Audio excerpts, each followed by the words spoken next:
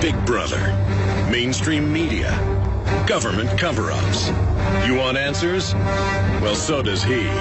He's Alex Jones on the GCN Radio Network. And now, live from Austin, Texas, Alex Jones.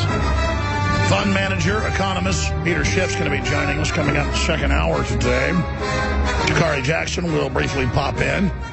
Thank God there weren't any real incendiary events since the tragic event last Wednesday in Charleston, South Carolina. So we'll be bringing our reporters back. We'll get a final report at the start of the third hour today from Charleston, South Carolina with Sha'Carri Jackson. It is the 22nd day of June, 2015 on this Monday edition. Yesterday, I spent some of the show, some of the broadcast, the Sunday transmission, getting into a video report that I posted Saturday. Total emergency alert, elite now evacuating. Signs of coming financial meltdown are accelerating at an alarming rate. And there's even more news today backing all of that up. I want to be clear here. I am not predicting a financial collapse by the end of this year.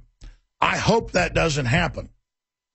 But most establishment experts and alternative experts are saying that it's all going that direction. Anybody that pays attention to the financial pages knows that. It's like we've had 50 bypass surgeries and half our heart's dead. I don't know when our heart's going to blow, but it's rotten. It's built on a giant house of cards, and the wind's starting to blow, and I'm watching them teeter like somebody with 100 plates on their hand, juggling them, or a fellow juggling 6 or 7 baseballs. I don't care how good they are, they can't go forever. And then the elite are running into bunkers. They're moving U.S. commandos and weapons in. That's in AP. Secretary of Defense has announced to engage the Russians. That's today. The world is going crazy. And it's not me saying this, though I said it first 5-6 years ago. It's all over the news that elites are fleeing major Western capitals. From Tel Aviv to New York, from Los Angeles to London, they're running to the middle of nowhere, and that's in the London Guardian and in the Associated Press. I hope nothing happens. I hope everything's okay, but many historians, in fact, will you print me this, guys? I forgot to do it, are pointing out there are a lot of parallels right now to what happened before World War I. And World War II, but particularly World War I. And also print me, guys, the British Ministry of Defense report, Flash Mobs, Brain Chips, pulls it up. It's a London Guardian article, but there's an actual report from 6 years ago predicting that going into 2016 and beyond, we would see global destabilization and cascading meltdowns. You can pull up mainstream articles, Pentagon preparing for collapse. There it is, revolution, flash mobs, and brain chips, a grim vision of the future. You'd have to be blind to not know that we're in a serious situation. Now, the usual suspects are going to criticize me for warning people. And then if this stuff doesn't take place by the fall, the winter, or next year, it'll be, oh, look, you predicted a collapse again. We're seeing a global collapse all over the world, except in some areas of the West. I mean, if you're in Greece, if you're in Spain, if you're in Portugal, if you're in most areas of Africa, if you're in most areas of the Middle East, most areas of some areas of Asia, Latin America, Venezuela, you're in a full-bore depression, civil war craziness. And then you've got these domesticated Westerners who have no idea how much danger we're in. I am going to attempt to summon my intellect, my focus, to try to be as direct and cut and dry as I can. The information I'm about to break down is of the greatest import on the face of this planet today. Undoubtedly, every major Western Defense Department is putting out public policy reports stating they believe that Western society will start collapsing in 2016, peaking in 2025. The British Ministry of Defense first came out with this report in 2007. The London Guardian reported on it. Revolution, flash mobs, and brain chips. A grim vision of the future. You read the news headlines today and then physically see what's happening on the streets. It's unfolding all over the world, except in a few wealthy Western pockets. And even there, the signs of the collapse are speeding up dramatically. Western governments are training and stockpiling for civil war. Derivatives since 2008 have only expanded from 1.6 quadrillion globally, 1,600 trillion, to 2.2 quadrillion. Debt not owned, not owed by the people. This has all been artificially orchestrated and brought into place to execute the global cascading crises and fiascos so the managing class, the ruling class, can bring in their technocracy, planetary government as the solution. We are seeing world leaders from the Pope right down to the media at the Weather Channel endorsing global government and carbon taxes. We are seeing rule by secrecy being flaunted openly with the TPP.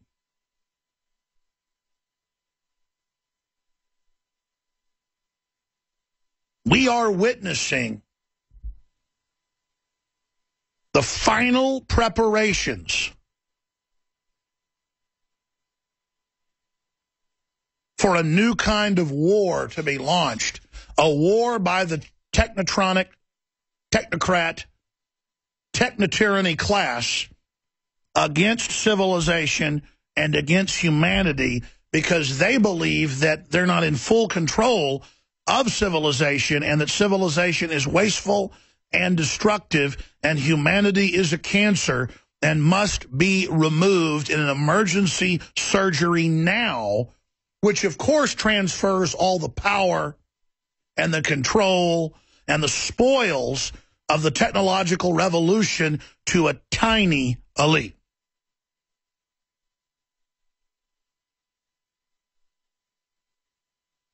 Hitler talked about the breast of the earth being crushed by the weight of humanity.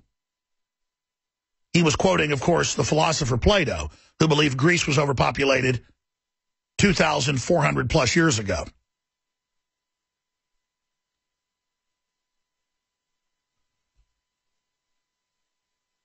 Hitler did everything he did basically along the lines of PETA. He was a vegetarian. He was an animal rights activist. And the reason I raise all this is that this whole cultural shift, you can decide to join with it and see it from the perspective of humans are hurting the earth and humans are hurting animals and humans are destructive and humans are a cancer, and then join with it. But you only join in helping organize the downfall of our species as we know it and the transference of power to the elite, and you will not be allowed entrance into the globalist overall master program. We are living in a super hardcore dystopic reality where the old vestiges of the decadent, dumbed down, bloated, corrupt mafia system is about to be swept away. And in its place, something beyond any science fiction nightmare novel you've ever read. The globalists have written it in hundreds of books. They've put it in thousands of white papers. I've made 20-plus films, most of them on the eugenics subject. I am one of the world experts on this from the outside. On the inside, they know a lot more than I do. Just what's publicly available is so horrific, it makes my heart stop a beat. I don't know if there's going to be a collapse this year. I don't know if it's going to be next year, but I know the derivatives are untenable. I know the military actions are building up towards a crisis. I know the elites are making final preparations and running out of the West to remote armored redoubts, fortresses, keeps, castles, bunkers, and it's in the news. And then I get calls by people in government and people in the military and people in entertainment. And I don't just make those claims. You've heard all the famous people that have been on this show that we've woken up or who were already awake and reached out to us. For every one you hear on the show, there's 10 or 15 that are scared to come on, a lot of which are bigger than who you've heard on this broadcast, and they're all confirming what we are witnessing.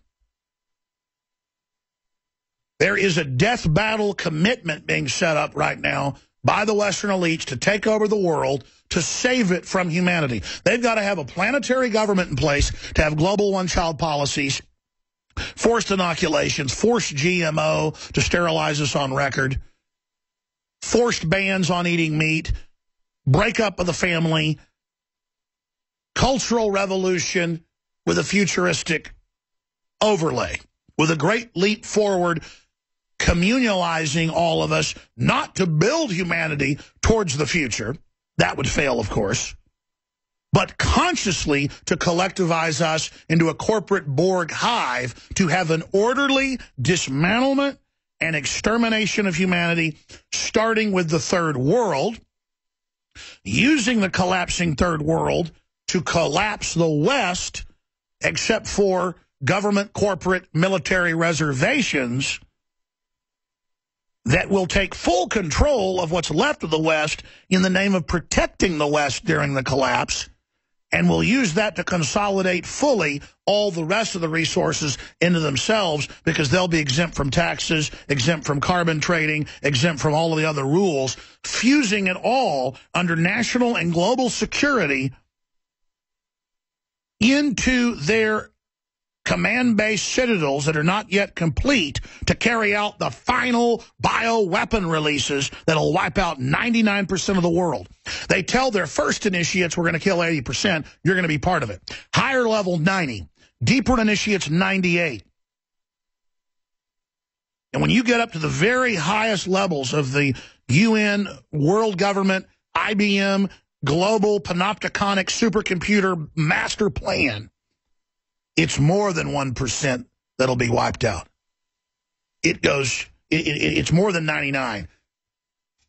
I haven't gotten into any documents or sources where they're talking about killing more than 99, but you can look at it and tell they're planning, they're not going to leave 3-4 million people. They're going for broke. These globalists will start killing each other. They're not going to, with their wickedness and their craven hatred of others and their fearfulness and their greed, that spirit's never going to end until there are two New World Order super beings, in their view, merge with computers that will basically engage in a war with each other. Now, Kurzweil and others claim, no, we won't do that to each other. We'll all just blast off in our spaceships as computers and go colonize and build new creations as God. It's totally delusional. It's totally insane. I'm not saying it's going to work. I'm not saying it's real. But think about the Egyptians. They just found 8 million mummified dogs in Egypt because they thought that made the dog live with them into the future. Whole societies based around whacked out bull. Hitler, all that stuff. Jim Jones. Communism, all this craziness. This is organized around science. This is organized around technology. And the eugenicists, starting in the 1850s with Sir Francis Galton and with Darwin, Charles Darwin, they were cousins, they created the whole system we live under today. And a lot of elitists say to me, they say, Alex, we're going to come back and talk to Paul Watson. They say, Alex, the elite invented all this to take over. Doesn't that mean they have the right to rule because they care to have power? They care to build civilization. They care to pick members of the public they believe are worth their weight to join them. Why don't you join them, Alex? The mere fact that you are aware of all this and care means you should join. In fact, I've even basically had the messages sent to me that I could join them now. And I sit here and watch the public wanting to be destroyed, wanting to be annihilated, wanting to have your soul sucked, wanting to turn yourself over to this false reality and this false culture of mind-controlled narcissists. When we come back, I'm getting into the evidence of the orchestrated worldwide collapse that we are warp speed moving towards. I'm going to talk to Paul Watson about a master article I want to write to come out tomorrow that ties it all together. So we're going to brainstorm together straight ahead, then I'll go over all the latest news that made me issue the total emergency alert. Stay with us. So here's the bottom line. The dominant ideology of the planetary ruling elite is a worship of science to build systems of advanced life extension and control of matter. And the general public just running around watching football and acting tough and women putting makeup on all day is seen as suboid and under social Darwinism deserves to be annihilated and killed. And so they put out a whole pseudo-fake culture to break down the original human society to make us weak so we can be overwritten by the new system where we do not exist except in very small numbers.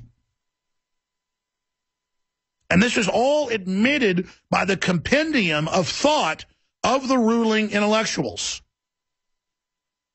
The problem is the general public doesn't watch that. They're busy race fighting and obsessing over sexual preference and, running around listening to pseudoscience about carbon. They want to tax carbon to take full control of society. They want to create a new dark age, new feudalism. And then just look at these headlines I'm going to cover when we come back in the next segment. But the reason I wanted to get Paul Watson on was to discuss with him writing a master article with him this evening and tomorrow morning for Infowars.com and PrisonPlanet.com that basically has a headline breaking down the fact that proof that global elite are orchestrating a worldwide collapse that they use to consolidate power. Use their quotes, use their examples, use the fact that they created the derivatives, they overthrew the Middle East, they put the radicals in charge, just showing down the line. And we'll also put on screen the article about internment camps for U.S. citizens. The fact that all this goes together with the government reports, with the Ministry of Defense, beyond denial, preparations for martial law in America, another very important video. And the other article Paul wrote 2 years ago off the Army's own public purchase plans. Paul, dig that headline up. I really want to show that. There it is. Leaked U.S. Army document outlines plan for re-education camps in America. They even use the term re-education camp. It's a Soviet term. That's not our headline. You add all this together, the elite have made the decision that the Earth's carrying capacity has been passed. They've decided to get us all ready with a cultural narrative that the fall of humanity is here. And then if you try to get prepared for it or try to stop it, they come to you and say, nothing's happening, everything's fine, move along, while they're running to bunkers. And a lot of it's mid-level elite. Even billionaires are mid-level to the top elite. They've just gotten the word it's all true, so they may be running early because they found out this is really the plan. It might be 2 years from now. I don't know. I want to stop it. They always spin it to say, he's just fear-mongering. He's just saying World War I could start. He's just saying World War II could start. He's just saying we're seeing it. So how do we get the public to admit it? Well, we document it. And then how do we get the public to wake up to it and at least have a cultural discussion about, do we want the elite to poison us and kill us? Maybe we should just have public programs where they're very honest about it. You go to the euthanasia center and you get killed and your family gets some bonus creds and you get sterilized and you get bonus money. That's where they're moving. When robots do all the work and nobody can get a job, the elite write in their books that you're going to get sterilized for your 10-year welfare program.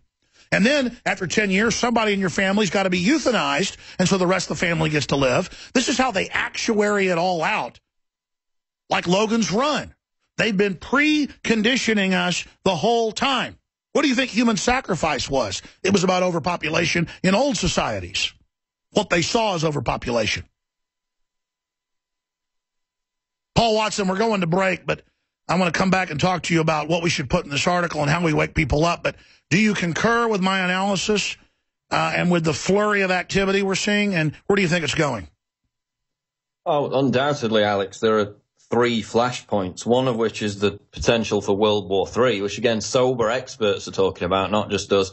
Another is the bond market implosion, the economic collapse, the move towards banning cash altogether.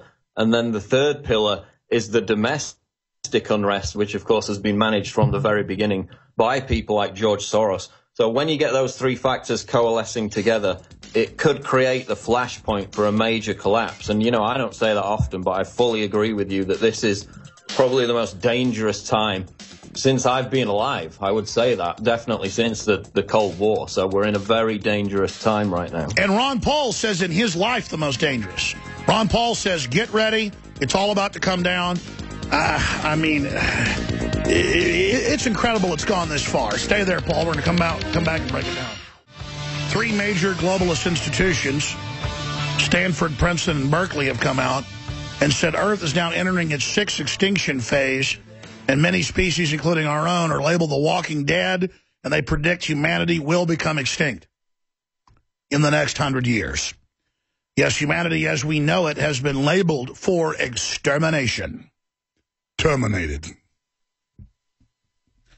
I'm going back to Paul Watson, but let me just to give you a flavor, give you the articles of the last 2 days, just to let you know what we're breaking down, the flavor. Ron Paul, economy will soon have day of reckoning when you'll see the very, very big crash. So Ron Paul, the big crash is coming, is basically what he said. Okay, let's move along. I have that video, by the way. We played it Friday. 12 signs the United States and China are moving towards war, up on Infowars.com. Top CEO warns of global reset. It's in the cards for sure. It could happen this year.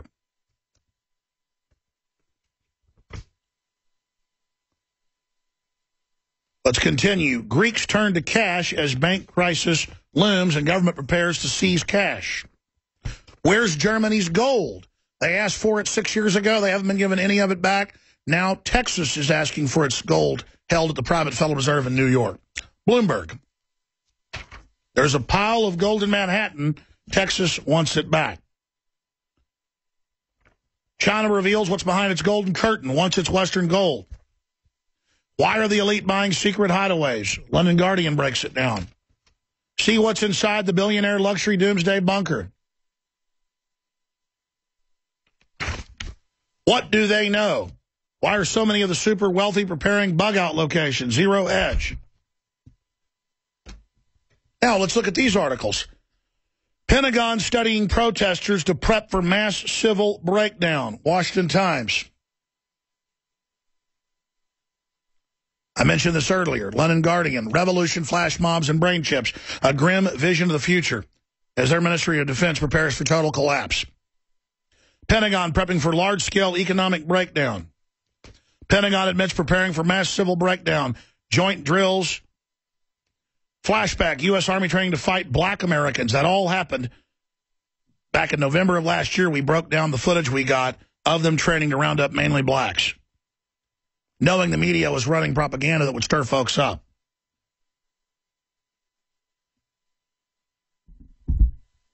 New York Times on certainty of World War I, Europe sees modern parallels. So 1 century after, they see modern parallels. Parallels in 1914, what history teaches us about the Ukraine crisis, Der Spiegel. New Republic, what can 1914 tell us about 2014? Economists, historians, social critics, I mean, everybody sees it. It's hardcore, it's unmistakable. You don't even need a sixth sense to feel it. Then these InfoWars articles that link directly to Army.mil and the Fed BizOps website.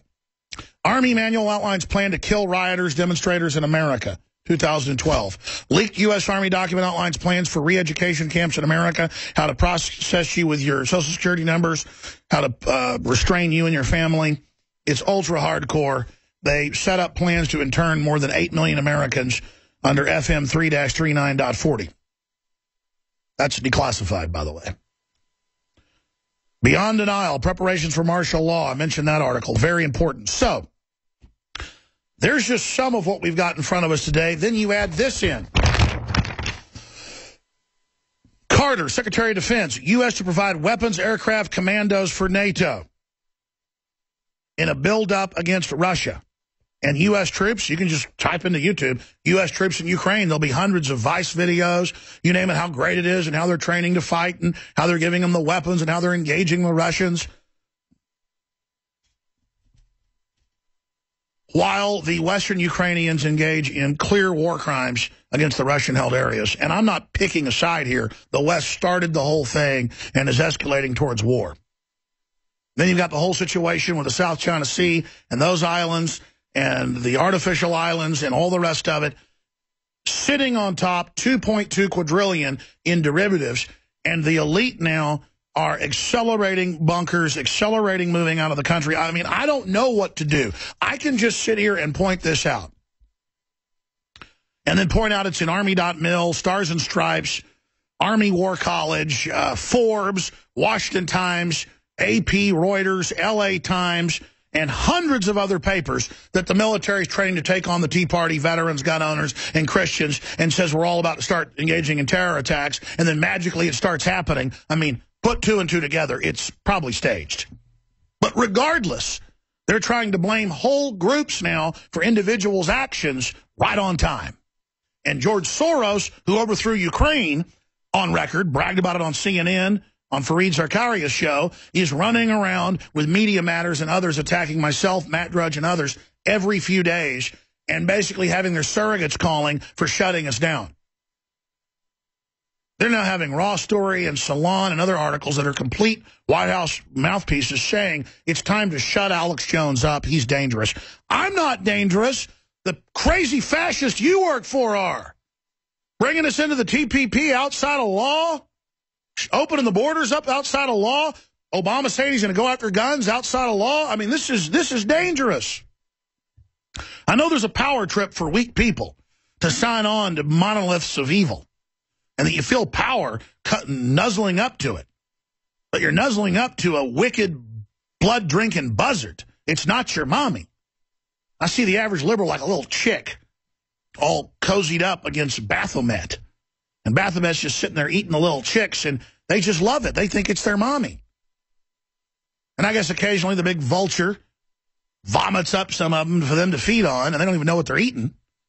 I mean, it's whacked out. And then the Republican blue bloods love Boehner trying to sell us out to NAFTA and GATT, merging with the EU and the Asian Union. It's all happening. The Pope calling for world government. Across the board, teaching 5-year-olds how to wear dresses in public schools. All of it just to screw everything up. It's on. Paul Watson, I've been ranting. I appreciate you coming on. I just really want to create a master article. I mean, maybe take a few days, maybe take a week, but we tend to procrastinate. We don't get together and brainstorm and just come up with it and just show in sectors how they used the Depression to bring in control in the 30s, how they've orchestrated collapses in third world countries, the economic hitman, the Joseph Stiglitz info from the World Bank, how it's orchestrated, how they're now doing it here, how they're destabilizing the Middle East, how they're destabilizing Ukraine, how they're selling humans as bad, how they're lowering our immune systems with the vaccines, how they're introducing this whole eugenics program, and how they're now moving us towards a global collapse, out of which they bring in their world government. And then they can really orchestrate crises once they've got Russia and China merged with them, following orders. There'll be nowhere to run, nobody to be in opposition when they're releasing bioweapons that are wiping out 99% of people that come in contact with it. They'll have the cure. You go, isn't that Moonraker? Yeah, MI6 top guy wrote it. It's about the elite releasing bioweapons to kill 100% of the population. They then come back down from their space station. It won't be done like that. It's going to be from bunkers, and they have the cure. And I'm just telling you, we're trying to stop them. If there's awareness to this, and we can get people to tune out of Breaking Bad, I get it's a good show, or House of Cards, or the NFL draft, for 5 minutes. But a lot of adults go, Alex, I know you're right. I talk to executives and people. They go, I'm just going to go play golf and have a good time. There's nothing we can do. I've hung out with top microbiologists. I've hung out with you name it. They all know it's true. And then I sit here with the public, and the public just won't wrap their mind around it. All right, Paul Watson, I've put out my brainstorm as best I can. You've got the floor for the next 5-10 minutes. Crystallize where you think we are. Add other points to this. And then how do we warn the public? How do we warn the elite? I see one Achilles heel. That's why they want to go to total automation, drones, robots, autonomous systems, so that the human factor can't stop them, because they've told their minions that they're just going to control population and get rid of the dumb people. And they're using dumbed-down culture just to stun us right now so they can do the operation. And then they're going to take us out of deep freeze and try to, have a new renaissance. That's what they tell high-level people that aren't in the upper chamber. I think if we can reach out to them, we might be able to stop this. The problem is we reach out to them, they go research it, decompartmentalize, they bug out and run to New Zealand. Or, run to another area. And kind of just try to run where the big boys already built secret landing strips and command bases that, again, the Guardian and others have reported on. Which the elite ought to know. You collapse this, you're not going to get everybody. People are going to come after you. I mean, you got to know you're not going to pull this Moonraker business off. I mean, it's just... I just wonder if viewers and listeners understand this isn't a joke, people.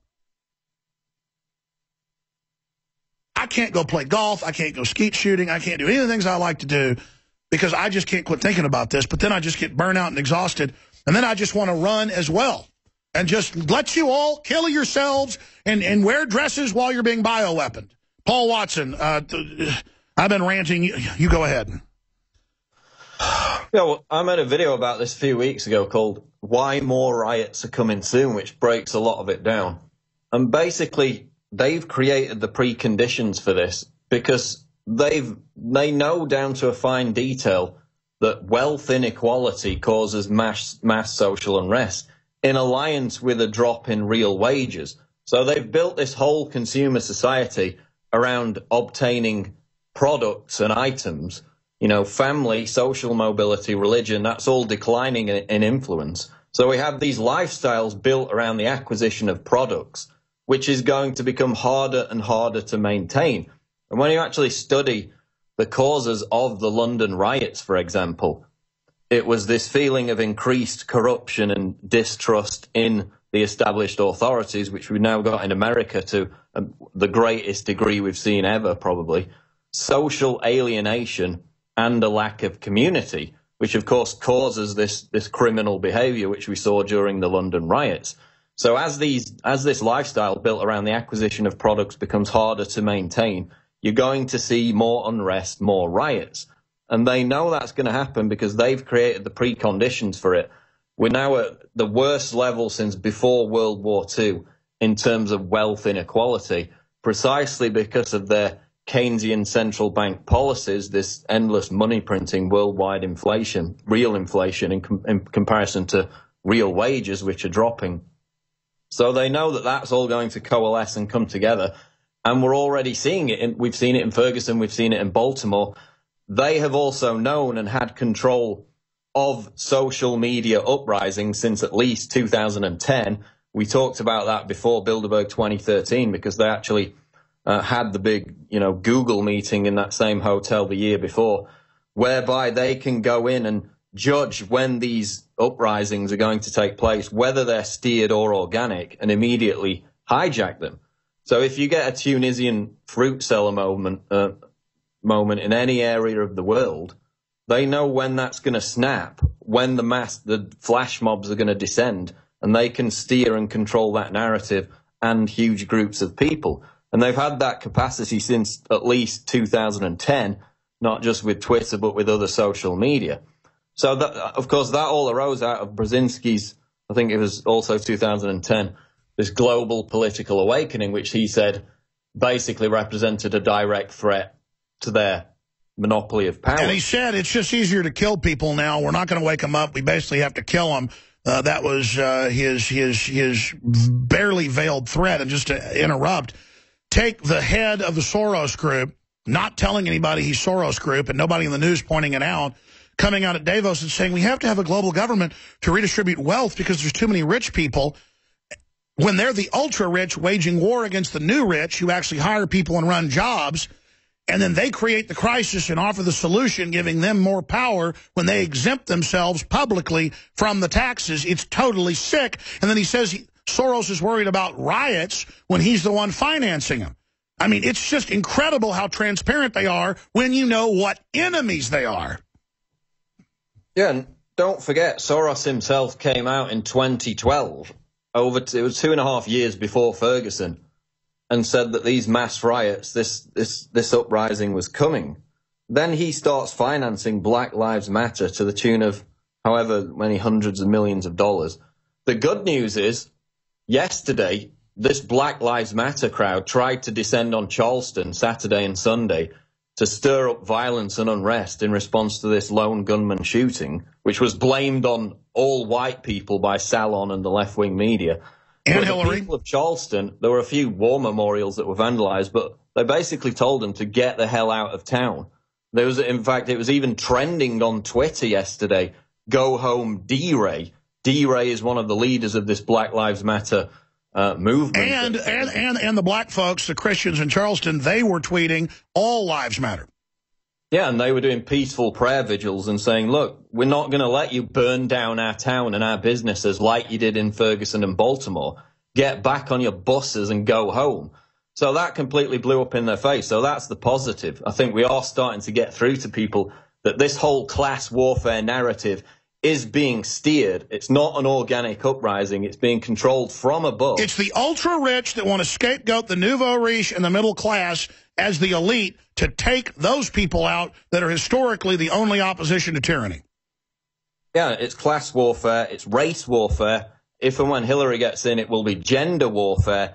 Any means possible to divide us against each other while the elite move to their ivory towers and replace all the jobs with robots.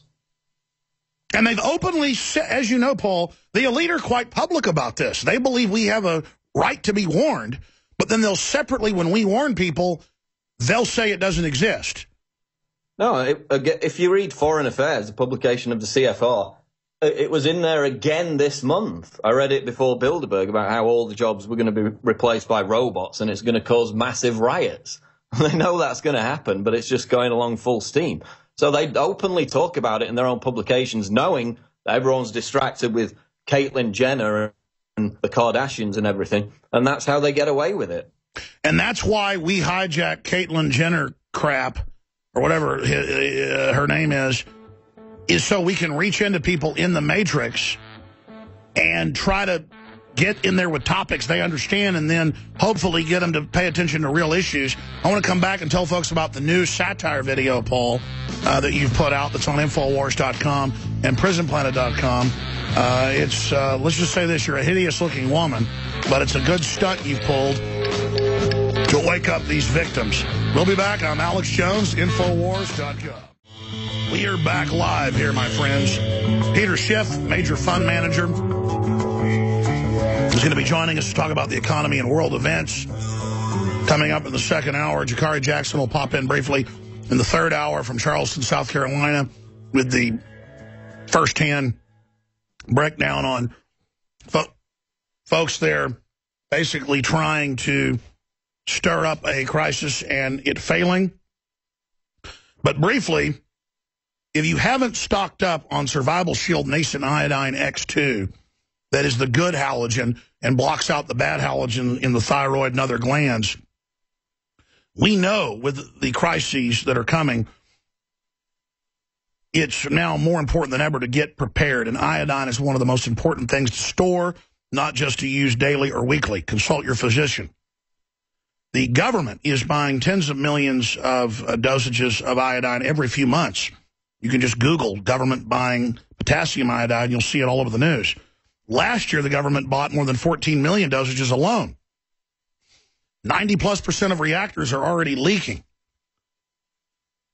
Also, we have the new liver shield with a whole bunch of known herbs concentrated organically to help flush out the liver. You can do that daily or do the advanced cleanse. We finally got the informational video posted at InfoWarsLife.com if you want to check that out. And your purchase of Oxy Powder, Liver Shield, high-quality colloidal silver, lung cleanse, DNA Force, oil of oregano, you name it, all the highest quality, all organic, helps fund this operation and our entire media system that's trying to stop the globalist takeover. So please shop with the good guys. We appreciate your support. You've helped do this so we can have reporters now pretty much constantly in Europe, in the U.S., in Canada, covering events on the scene as we build a true independent media organization. InfoWarsLife.com or 888-253-3139. InfoWarsStore.com is the blanket site with just all the high-quality non-GMO seeds, the high-quality water filters discounted, the books, the videos, the Patriot apparel, the shortwave radios, incredible portable cook stoves, whatever the highest quality, best-selling, highest reviewed survival systems are, we have them at super low prices. Life Straw, cook stoves, storable foods, whatever the best is, we have it at the lowest price, InfoWarsStore.com. All right, we only got a few minutes to break. Paul, the video's up on InfoWars.com. Satire, the truth about trans everything. I'm going to keep you 5 minutes the next hour ahead of Schiff, but it's hideous. I haven't watched the video. It just went live about 20 minutes ago. What on earth is this? It's basically an oppressed social justice warrior who is sharing his trans odyssey in an effort to overcome bigotry and hatred. So, of course, his hero or his heroine is Rachel Dolezal, who came out a couple of weeks ago. This is a white woman who had 4 centuries worth of white ancestors, who has pretended to be African American for her entire life, you know, preventing actual African Americans from getting job and educational opportunities. And 71% of MSNBC viewers said it was okay to be transracial. Transracial. So this is the level of insanity that this has got to. What if I'm trans canine? I mean, what if I decide I'm a slug and then they have to take care of me? Or trans species, exactly. Maybe a table. Trans canine. Exactly. And of course, transable. That's another one who's in there. Of course, this is the movement that wants to hack off their limbs because it's trendy. They're trying to say that this is not a mental illness. I think taxpayers, hey, we got to pay for guys to cut their wee-wees off. Why not have to pay to have people's arms and legs cut off? I think that's reasonable. Or their heads. How about, thank you for listening to GCN. How about trans dead? Visit GCN. What if I think I'm a zombie? Today. I have a right to run around biting people. We'll be right back. Stay with us. George Orwell wrote the most powerful form of a lie is the omission. Well, we just tell it like it is and let the chips fall where they may. Here's Paul Watson's new satire character. It's up on Infowars.com. The truth about trans everything. Hey, y'all. My name is Mangina, and I'm a gender fluid, two-spirit, transracial, Muslim atheist, otherkin feminist, anti-racist, social justice warrior. And I want to reveal to you my trans odyssey and how I've overcome hatred and bigotry to truly embrace who I really am. On Mondays, I identify as cisgender white male.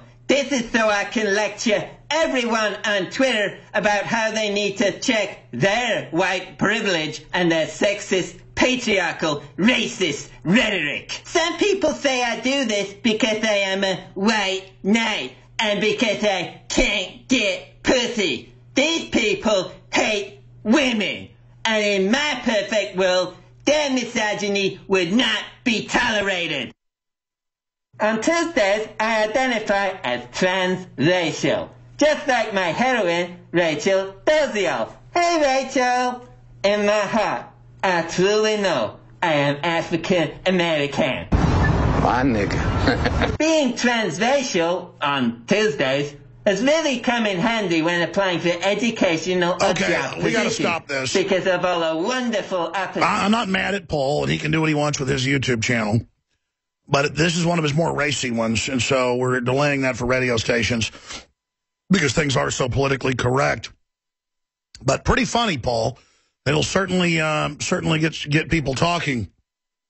But finishing up with this, they've taken our real rights away to an economy, to health, to a family, to not having a devalued currency, to having privacy.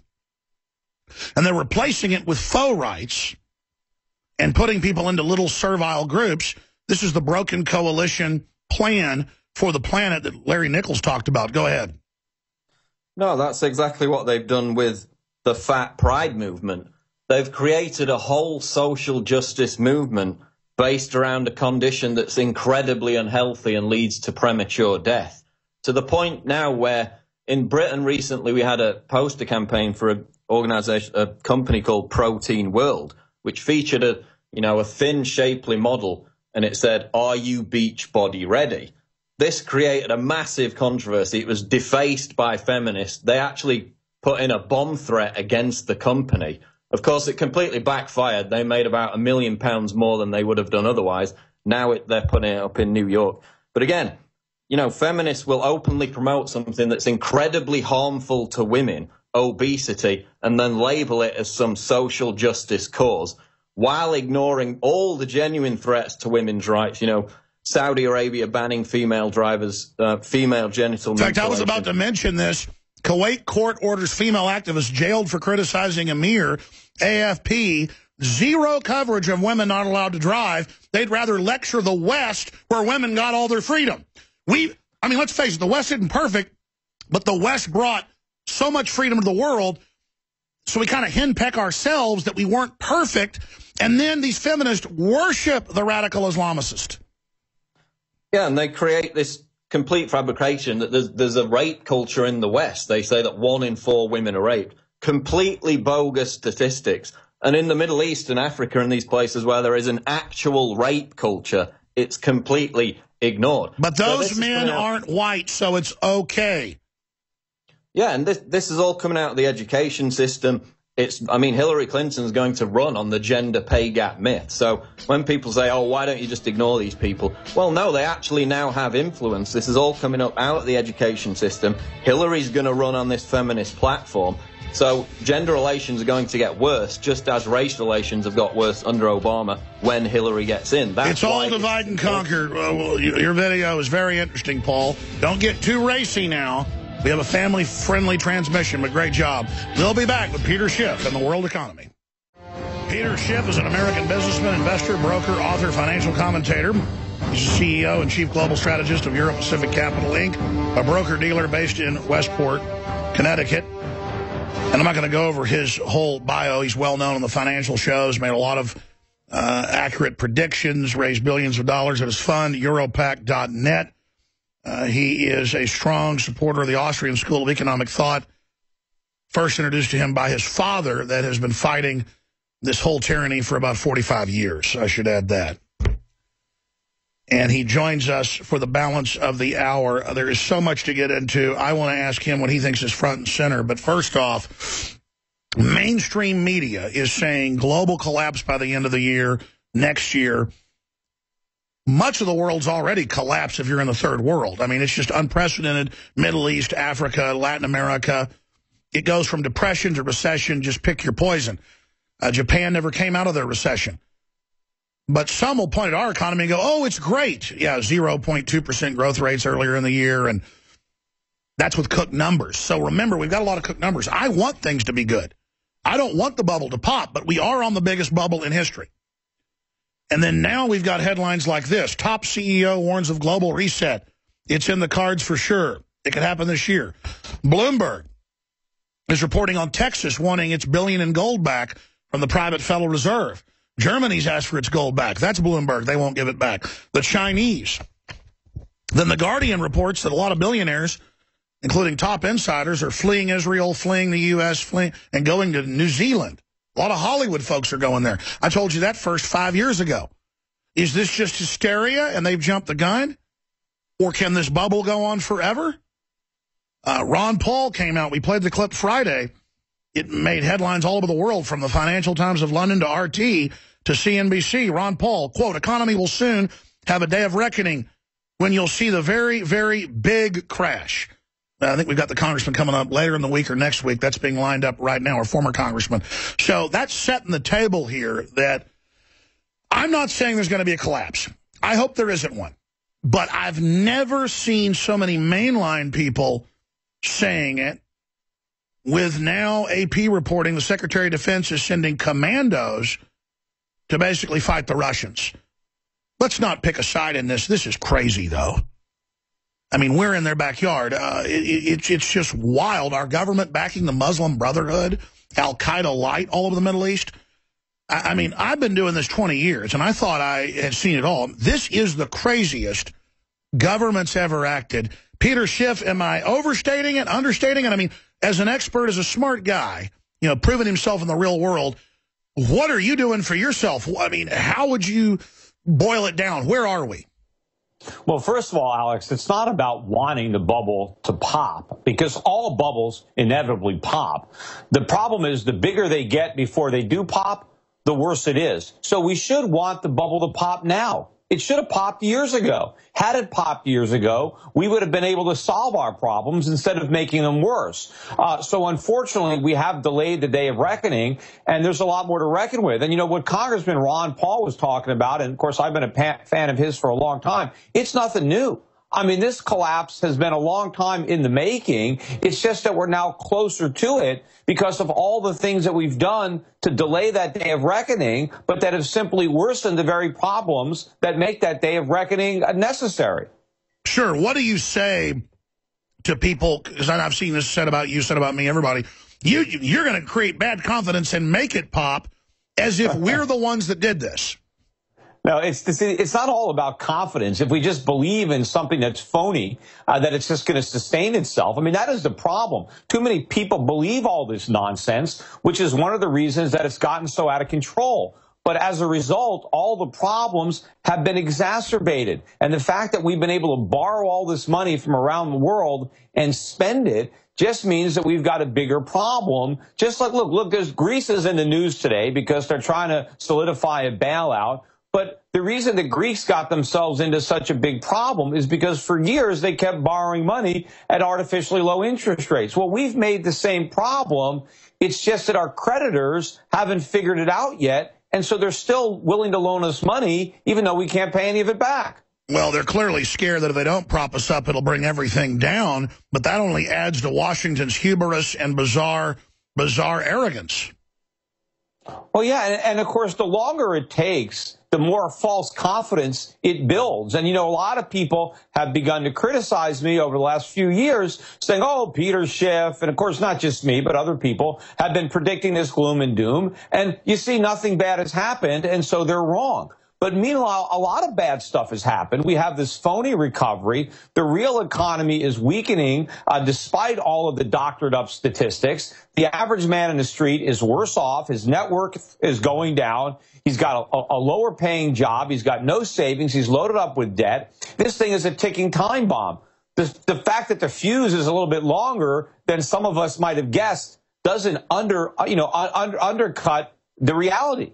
It just means with all the new banking manipulations and insider trading and derivatives and all the rest of it, they've been able to prop it up longer, but every analyst out there pretty much says that when it finally goes under, unless you're talking about Krugman or something, that it's going to be spectacular. What does it signify then that so many mainline analysts and people, and even folks that pushed all this Keynesian economics garbage, are now saying we're in deep trouble, wealth inequities and all the rest of it? It seems like they're trying to have their cake and eat it too. That signifies to me that we are getting close to the bubble popping.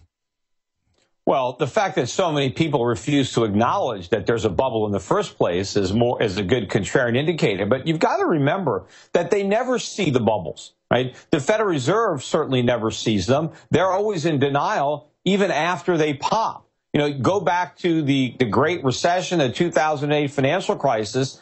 Nobody at the Fed saw that coming. In fact, by mid-2008, they still had no recession anywhere in their forecast, despite the fact that we were 7 months in to the greatest recession since the Great Depression.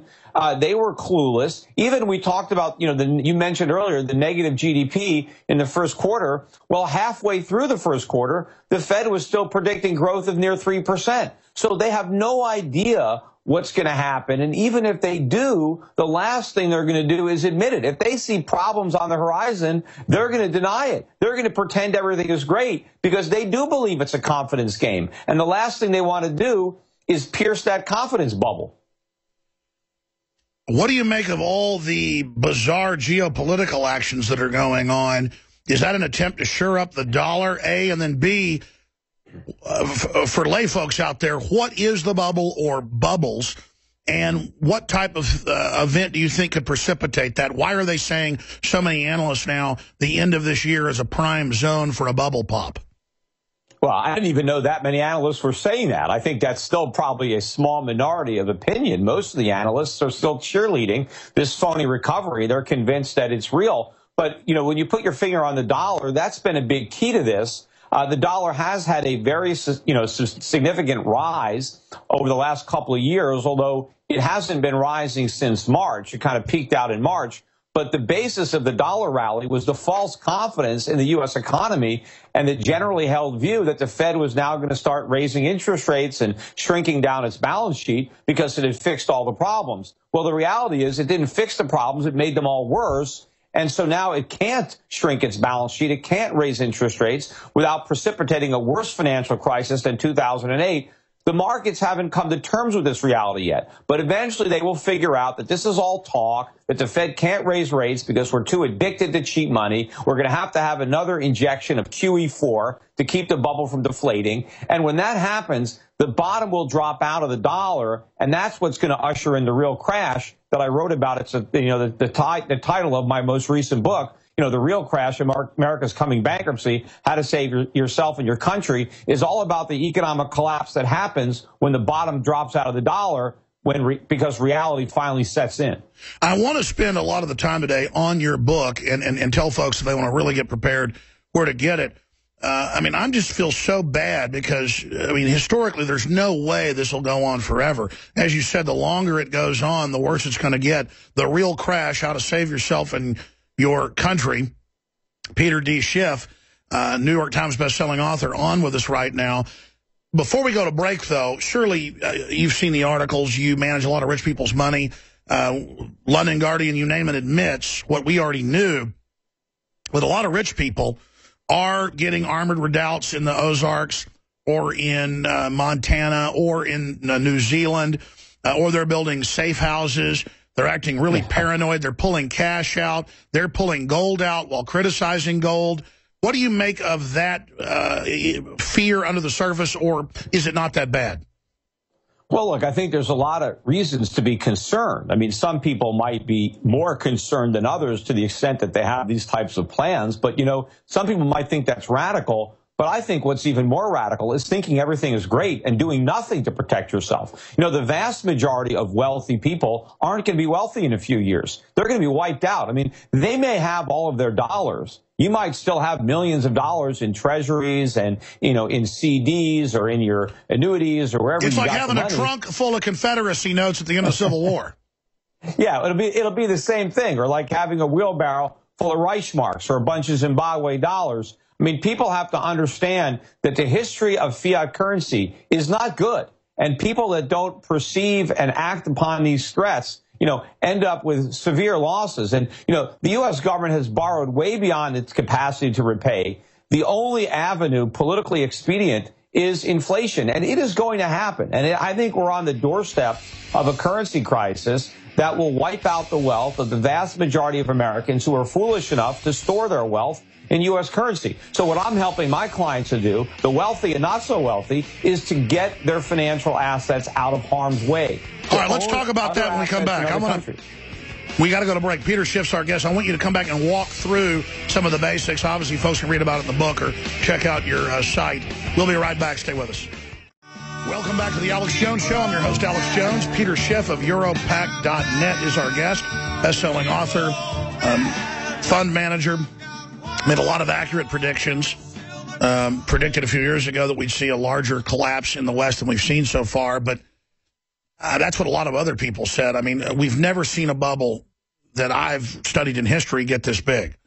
That's across the board in bonds and in the currencies and just everywhere. It is la-la land, because when the music stops, it's going to be spectacular. So I want to ask him in the next segment what he thinks different scenarios are, collapses could look like. Not predictions, but what they could look like, how we can protect ourselves individually. We're going to talk about that right now in his book. But at the same time, I've just got so many questions, because I wish there was some way to stop the bubble. I mean, he makes the point that it needs to go ahead and just pop. I wish there was a way to just freeze it and then slowly deflate it. He was saying earlier it needed to pop a long time ago. That's what Ron Paul and others are saying as well. How would we have gotten out of this if we would have popped it 3, 4, 5 years ago? And how would have that been better versus now? Well, the last good opportunity to pop it was in the aftermath of the bursting of the real estate bubble and during the financial crisis of 08-09. Unfortunately, there was more pain that needed to be had at that time. And a lot of people who speculated should have lost a lot of money. There should have been a lot of financial institutions that should have been allowed to fail. And a lot of people should have lost a lot more money than they did. Instead, the middle class suffered, and a lot of the wealthy people who gambled so badly with cheap money from the government were rewarded for all their risk-taking, and now they're taking even more risk. But, you can't just slowly deflate a bubble. Right? You gotta let it pop. That is the problem, because the bubble, the activities that comprise the bubble are preventing legitimate economic activity from taking place. So as the Fed directs resources or misdirects resources to sustaining bubbles, the resources that are necessary for legitimate economic growth, wealth creation, good paying jobs, those resources are no longer available. So the quicker the bubble pops, the better. The problem is the political, carnage here is too much for anybody to want to own up to. So instead, we kick the can down the road. But, we're rapidly running out of road, and that can is, getting bigger and bigger. Certainly well said. And, I mean, obviously, it needs to pop. It should have popped. Folks don't want the political pain. But when it does collapse, what do you expect it to look like? I mean, a lot of the public really are spoiled brats, and it's so wrong to take taxpayer money and our children's future to bail out billionaires and yuppies and people. I mean, that really is obscene. And will they get away with another banker bailout next time that's 3, 4 times bigger? I mean, maybe they've set up a scenario where everything has to be sacrificed to this black hole. Well, I think the one thing that will be sacrificed is the value of the dollar. And, of course, everybody will suffer who is not prepared. But I think the government is already all in on this bad monetary policy.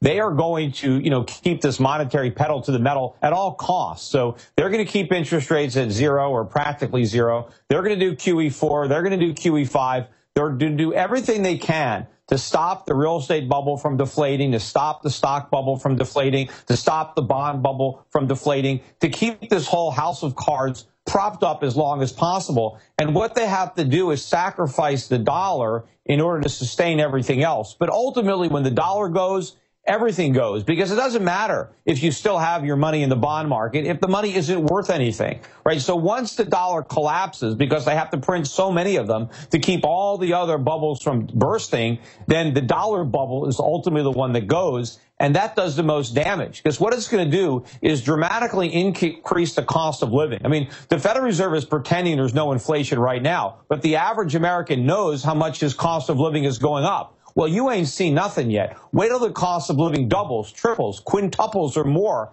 as a result of a plunging dollar. Americans are going to see their standard of living permanently reduced in a very dramatic way. And I would expect massive crime waves.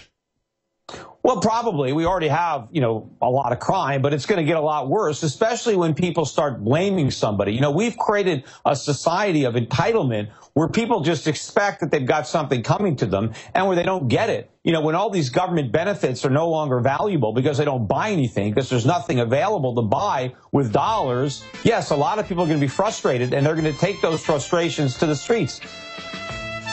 Massive civil unrest, which the government, not just here but around the world, are gearing up for. And I know, Peter, you like to say it's incompetence, but at a certain level, it's a mix of incompetence and organized thought here. Because, the Pentagon admits they're preparing for civil unrest and collapse.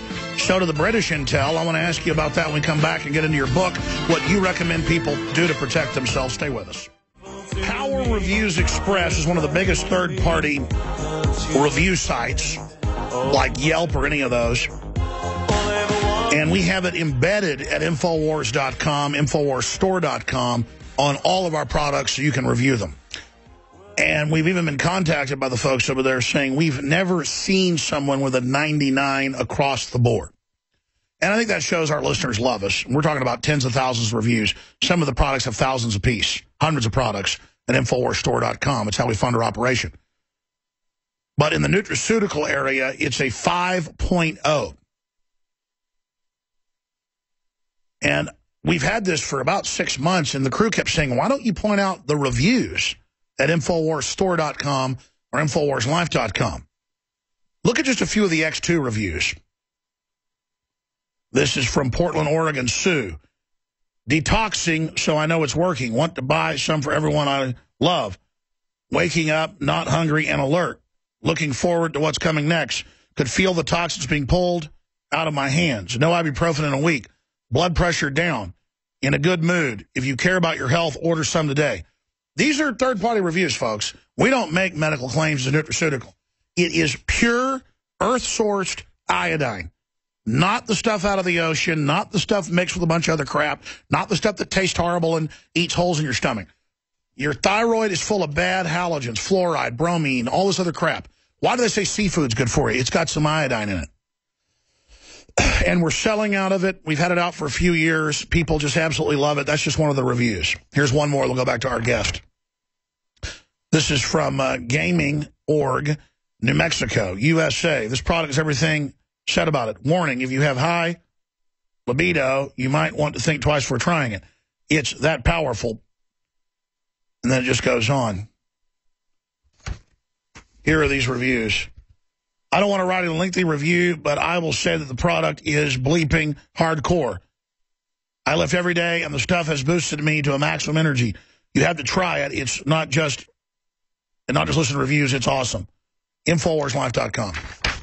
And here's the deal. Talk to your physician beforehand, because if your thyroid's full of a bunch of other bad stuff, I detoxed 2 weeks into it for about a week. It felt terrible. And then I had so much more energy. InfoWarsLife.com. And it'd be like if you didn't have vitamin C, you'd have holes in your arms and your teeth would fall out. And if you took it, it's amazing. But when you first have scurvy, you take a bunch of vitamin C, you can get sick at first.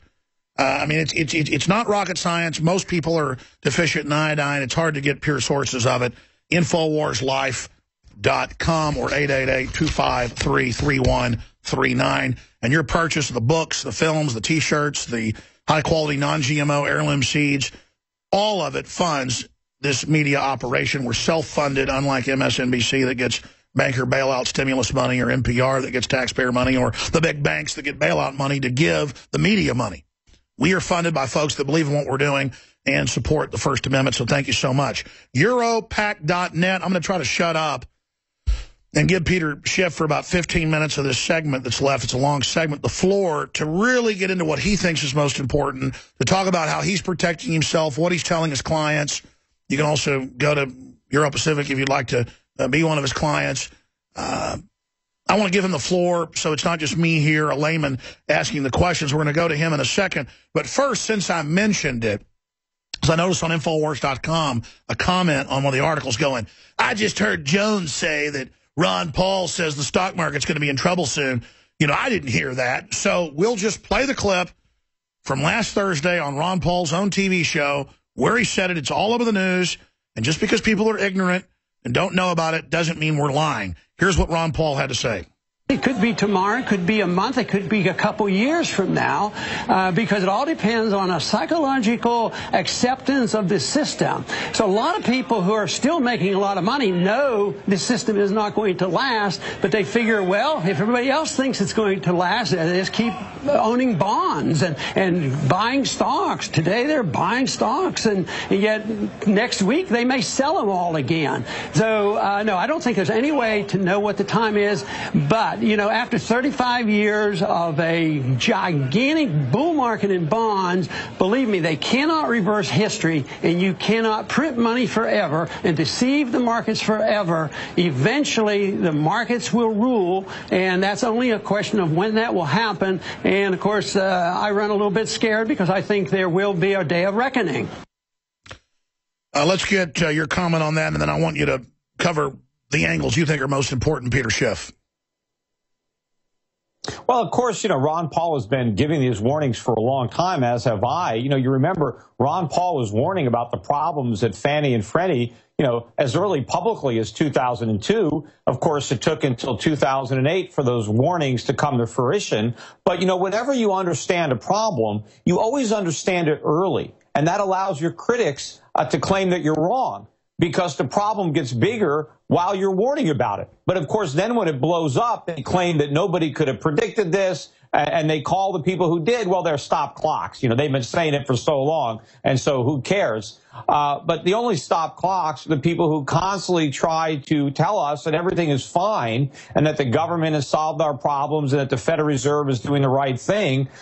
So Ron Paul is right. I think the problem is even bigger than he's publicly letting on. I think, you know, he's afraid to really say just how bad it really is, but it is pretty bad. And yes, we don't know exactly when it's going to happen. And, you know, one thing I want to point out, you mentioned before the break that you thought that this is kind of being done deliberately by our leaders, like they're set out to wreck the country. You know, our leaders are so incompetent, I don't think they can do this by design. If they actually wanted to wreck the country, we'd probably be in good shape because they would achieve the opposite. So I think it's a case, you know, it's a case of bad intentions. You know, they think they're doing the right thing, and then they get committed, and they're committed to a strategy, and they get deeper and deeper and deeper into it because they never want to acknowledge that they were wrong. So rather than admitting the mistakes, they keep on, you know, doubling down on the same losing strategy. And ultimately, it is going to blow up. And your listeners need to do something. They need to take action because we don't know when this day of reckoning is going to come. It could come next week. It could come next year.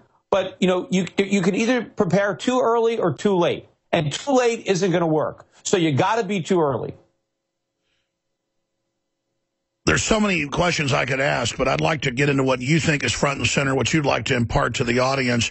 I mean, obviously, I could ask the question of if they're not trying to wreck things intentionally, they certainly profit off the crises, though, every time because they always get bailed out. Oh, yeah, look, they never want to let a crisis go to waste. And, you know, I always remember, you know, what Harry Brown used to say about, you know, the government is great at breaking your leg and then handing you a crutch and saying, you see, without me, you couldn't walk. So, yes, the government always benefits from the poverty they caused because now the impoverished look to government for a solution. And so, yes, I mean, it's a self-perpetuating spiral where the government benefits from its own mistakes. But people have to wake up to the reality that it is the government that broke their leg. And without the government, they would have two good legs, and they wouldn't need this ridiculous government crutch. And they'd be hobbling around on it and thanking the government for this crutch when instead of, you know, they could thank the free market for having two healthy, strong legs that, you know, where they wouldn't need any kind of crutch. But that's not going to happen, right? We're going to have this crisis. There's nothing you can do about it. There's nothing I can do about it. There's nothing your listeners can do about it. We can't stop it, but we can certainly prepare for it ourselves and limit the damage to ourselves so that we're in a position to help clean up the mess. When could we have stopped it? When could we have stopped it? You and me? Never. They're not going to take us seriously. We're going to be relegated to the fringes. Sure, but I meant the system. I mean, if they weren't insane, when could they have... currently, what would smart economic policy be from your perspective? No one can deny free markets. Only problem is it creates so much wealth, our kids become spoiled brats. I mean, communism is a joke. Socialism is a disaster. Free market creates just over-the-top wealth, prosperity choices. And so that's why every spoiled, rotten, college kid who hadn't worked in 3 generations badmouths it because they're idiots. But, so many spoiled, rotten kids are part of the communist brigades now, literally here in Austin, marching around with red flags. It's hilarious if it wasn't so scary. I mean, I'm kind of ranting here. It's just free market works so good. Why aren't we doing it? And meanwhile, the free market's getting blamed for people that aren't following it. Yeah. It's not popular with the voters. That's the problem. Politicians promising freedom don't get elected. They want to promise something for nothing. But the good news is capitalism works so well that as soon as we try it, right, we can really solve these problems very quickly. I mean, look how some of these countries like Japan or West Germany, look at how quickly they rose from the ashes of the Second World War. I mean, their countries were bombed, back to the Stone Age. Nothing was standing. Yeah, so we are not in a situation anywhere near that bad. All we need is the freedom to pull ourselves out of this government-created, gigantic hole. But, we still dig it deeper because politically that's the easiest thing to do. But when could we have stopped it? Look, we could have stopped it any time there was the political will to stop it. But unfortunately, there's been people around the world willing to loan us more money so that we don't have to do it. It's like, when does a drug addict, finally go to rehab? Normally, he has to hit rock bottom before he does that. His wife has to leave him. He's got to lose his job. He wakes up, in the street somewhere. He has no memories. He's in a pile of his own vomit and urine. And then maybe finally, when he's lost it all, he finally goes into rehab and maybe gets his life turned around. We're probably going to have to reach that point as a nation. That's the point. But individually, we don't have to do that, right? We could get rid of our dollars now. There are countries around the world. People could invest in places like Switzerland and Singapore and New Zealand and Hong Kong and other countries around the world. They're not nearly as screwed up as we are. Their currencies are in better shape. Their economies are in better shape. They have more economic freedom than we do. You can buy gold. You can buy silver. You can own assets around the world. So you don't have to go down with this ship. And so you're in a lifeboat yourselves, and you can help other people out of the water so that they don't drown. I know you don't give individual advice over the air. It's impossible. But let's say, hypothetical person out there, whatever hypothetical scenario you come up with, what would you be doing right now to protect your assets? Where do you think the best investments are? What do you think is going to be in trouble during this implosion? What's going to be doing good during the implosion? Yeah, well, I think all dollar-denominated assets, particularly debt instruments, are going to lose the most in terms of real purchasing power. And what I would invite your listeners to do is individually talk to our representatives at Euro Pacific Capital, Europac.com. We tailor portfolios for people. Our minimums for my mutual funds are as low as $2,500. And I have mutual funds that are designed specifically to protect you from the problems that I see coming. And then we have separately managed accounts where the minimums are $250,000. And we have solutions, for people in various amounts of money, $50,000, $100,000. The important thing is to protect the purchasing power of what you work so hard to save. A lot of people are going to watch the value of their savings evaporate. So many people are focused on preserving their principal. I don't want to lose any money.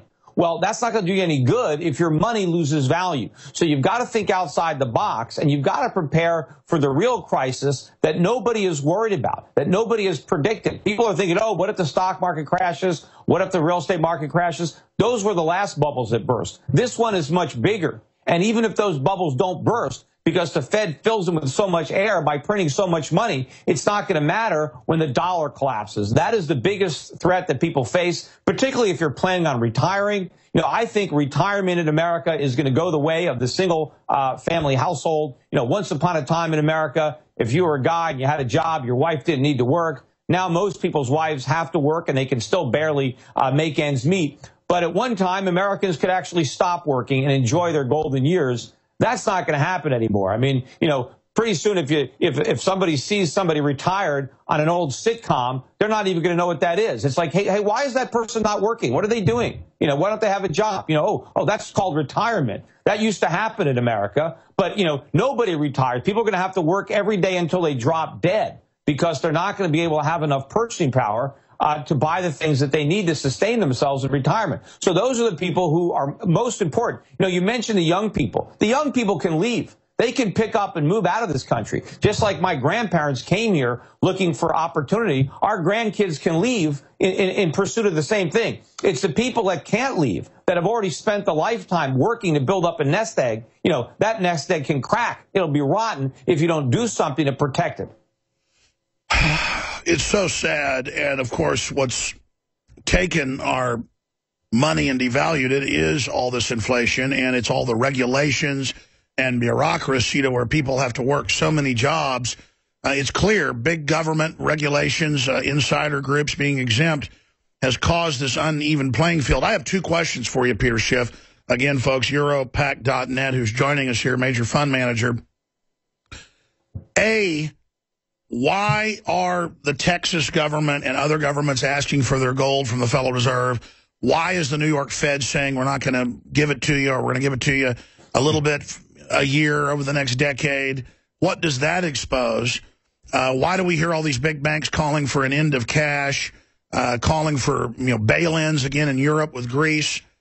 I want to talk about that, and then I want to ask the other question, which is the argument that the fact that our bond market is so weak, the fact that the dollar is so weak, everybody's scared and is propping it up, and will just keep propping it up because they don't want everything to come down. Yeah, well, first of all, the dollar has been propped up recently. It's not as weak as it would be if people understood the predicament. It's because people have a false sense of confidence in the U.S. economy, and because they believe the Fed is actually going to embark on a rate hiking campaign. That's the reason for the dollar's strength, or at least relative strength, and that's what's been keeping this whole thing from collapsing. It's keeping people buying into our bond market. It's propping up our economy. It's making it possible for Americans to buy things even though we don't make them. We can run these huge trade deficits because our creditors are willing to hold our currency instead of demanding payment in actual goods. Sure, but they're not trying to save us, though. Every time it goes down, they run in and buy it. Well, they haven't had to recently because there's been a lot of fools. A lot of currency speculators have been buying.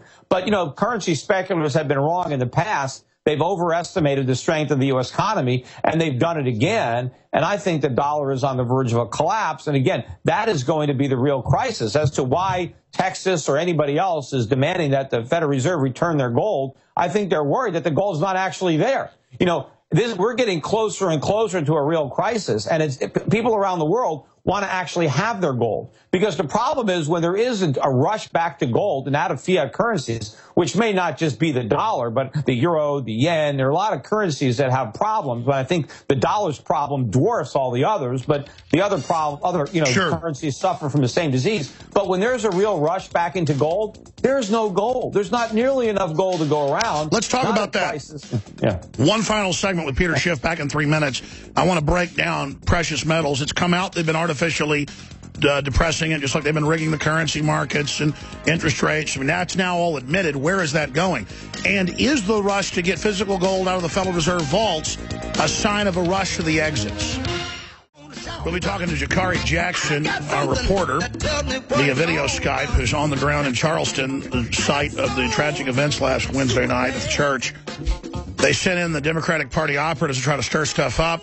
And the mainly black crowd of Christian folks just said, get out of here. We're not going to have a race war like you want. So really exciting. We're going to get an update for about 10, 15 minutes with Jakari. Then all this other economic, military news we haven't gotten to. Earth enters sixth extinction phase with any species, including our own, labeled the Walking Dead. That's a major new government report out by Stanford, Princeton, and Berkeley. Is it fear-mongering, or is there something really behind it? I'll give you my take. That's all coming up. I just want to be clear about something here. Again, I didn't build this system. You didn't build it, but we've all kind of collectively been part of it. And I don't put all this news out trying to scare people. It's like if I called my neighbor because their house was on fire. I'm not scaremongering. There's flames coming out. Historically, as Ron Paul said, as Peter Schiff said, this has always gone really disastrously. And now it's gotten bigger than ever. The establishment acts like it can go on forever while they hoard gold, hoard cash, buy farmland and build bunkers and try to act like they're nobody. So I don't see them in their actions belying that they believe the confidence game they're pushing. In the 5 minutes we've got left, Europacific.net, his new book, well, it's been out for a while. It's a bestseller. The Real Crash, How to Save Yourself, Your Country, Peter D. Schiff. In closing, is this move to get the gold away from the Federal Reserve and these governments trying to hold more gold and UT buying gold and Texas wanting its gold back, is that a move towards the exits? And any other points you think are important to make? Well, you know, I think the movement started abroad. Remember the Germans trying to get their gold, but there are a lot of other foreign central banks that are not nearly as big players as the Bundesbank, but they've been trying to repatriate their gold and get it out of the United States. So it shows that people are beginning to doubt. You know, they're beginning to question whether the emperor has any clothes, and so they're asking for their gold. And that's one of the reasons that I think individuals should ask for their gold, too. I mean, a lot of individuals, that's why we sell physical gold and recommend that people take delivery. Own your own gold, right? Do what these central banks are doing. Don't necessarily trust to have all your gold in the hands of a third party. And that includes U.S. banks. I wouldn't want to keep my gold in a safety deposit box because, you know, if they ever confiscate it, that's the first place they're going to look. So you're not going to get it out of your safety deposit box. So you need to do something to have physical ownership. But I like to spread it around the world. I have clients, we store gold in Australia, we store it in Switzerland, we store it in Singapore. I believe in diversifying where you have your gold. Have some of it, you know, with yourself, but have other gold outside the country. That's right. It's not about making money now. It's about keeping your money. Yeah, and if you have to leave the country one day, I mean, you might not be able to take anything with you. So it's going to be good to have that gold safely offshore so that it'll be waiting for you when you get wherever it is you're going. And, you know, hey, by the way, I've got the website now, Europac.com. I finally bought that. So I'm not just Europac.net, but I'm Europac.com, too. Well, fantastic. You know, I tell you, Peter, it is an amazing time to be alive. And when all this unravels, which it will, it's like you said, they're going to say, who could have seen it coming? And then I've got all those clips of Ron Paul on the House floor 7-8 years before warning, Democrats at 15 years before warning, video you 5-6 years before warning on. I mean, it's just crazy how they play dumb, and this confidence game is just scary. Yeah, they never want to acknowledge the critics. I remember, you know, in the days right after the financial crisis of 2008, when they convened hearings in Washington to figure out why there was a crisis. You know, I was begging to be called as a witness. I've since testified twice in Congress on other matters, but I wanted to testify on that committee because I knew why we had a financial crisis, but they refused to let me talk. Instead, all they did is talk to people who blamed greedy corporations. You're right. And who recommended more government as the solution. Peter Schiff, amazing. Thank you. I'm Alex Jones. Stay with us. Sha'Carri Jackson reporting from Charleston, South Carolina. Now, in a moment, we're going to go down to the street. It's going to be more of a tourist-type area, and we want to find out what people think about the Confederate flag and also if they think they have any solutions to the violence that happened here. It's not about guns. It's about what this guy thought and where was his thinking coming from. Because he was clearly felt he was alienated from society. He's not crazy. He's a very, if you look at his blog, you know, I mean, within the racist logic, there's a logic to what he was thinking, but it has to do with I'm better than you, I'm superior to you, and you are doing things to, you know, African Americans are doing things. I mean, isn't that what you're raping our women and taking over the country? But that's on the surface. But putting him in jail is not going to deal with it. Gun laws are not going to deal with it. I mean, what if he went in there with a can of gasoline and a bunch of matches? What are we going to do? Have more strict rules on who gets to have matches and buys gasoline? No, we have to deal with the real issues of social inequality, social injustice, which is economic in this country. And that's what people in the Democratic Party don't want to talk about. people in the Republican Party don't want to talk about it. The only person I know one of the reasons we were coming down, we were going to go to Bernie Sanders' rally, because I'm a supporter of him. And this is my this personal guys, has nothing to do with what I do professionally. Because he's the only person I think who's taking seriously the root causes, the systematic involvement of racial injustice with capitalism and the wealth of this country. I mean, that's really what it comes down to. And nobody wants to talk about it. Now, another hot topic that's going on right now is the one about the Confederate flag. What is your thoughts on the Confederate flag? Should they take it down? Should it stay up? What is your thoughts? I think they need to at least move it. It belongs in a museum. It's a very, as Lindsey Graham, and I've talked to Lindsey Graham a couple of times because I'm an old biker and I used to lobby for biker rights when he was in the state Senate, and I saw him one time in his office. But they don't need to fly the battle flag. I mean and I've had Southern friends, because I'm not from South Carolina, say who had ancestors who fought with the Confederacy, who said to me, we let them steal it. But he meant the Klan. Steal that as a symbol, all right? Well, there are other flags you can fly, flags of the Confederacy that don't set off any bells if you're concerned about historical, the heritage and all that stuff. Heritage, not hate. But, I mean, when you saw that picture of Roof, the terrorist, let's call him what he really was. He's a terrorist. This is domestic terrorism that the government is doing nothing about. Then there's a picture you probably saw in his blog post. He's got a Confederate flag. I mean, this has just become inextricably identified with making a racial statement. And so if somebody wants to ride on their motorcycle or do everything and fly the flag in front of their house, that's their business. But it shouldn't have any connection with anything associated with the government, except in a museum, because then you've got the context. I haven't seen any racial situation in Charleston. I really haven't. I'm always suspicious with these things that happen. I don't know how they occur and why they're occurring the last few years, always prompting the government to do more on so-called our behalf, taking away more of our liberties. Smart lady. TSA, for instance, NDAA, Patriot Act. Okay. It's just, I think it's just something, it's a precursor, it's a catalyst, like the 9/11. It's a huge catalyst for everything that's happened so far, and I bet that woman's a real liberal. I think we're in for an economic downfall soon, and be prepared, stock up with your... Full videos up on Infowars.com. Jakari's been filing a lot of amazing videos with Matt. We'll be back to talk to Jakari. Earth enters 6th extinction phase with many species, including our own, labeled the Walking Dead. Major government-funded study in the U.S., but that's not what matters. Let's all fight with each other over what color our skin is, even though the elite believe the human species will go extinct in the next 100 years, basically. This new story just went up on Infowars.com by Kit Daniels. Pentagon considers allowing women in every combat role. I'm going to cover that at the bottom of the hour. That ties into Secretary of Defense says U.S. to provide weapons and aircraft commandos for NATO in the war against Russia. Already going on, but a major, major escalation. And then Gruber, remember him saying you're stupid and thank God you can be kept in the dark?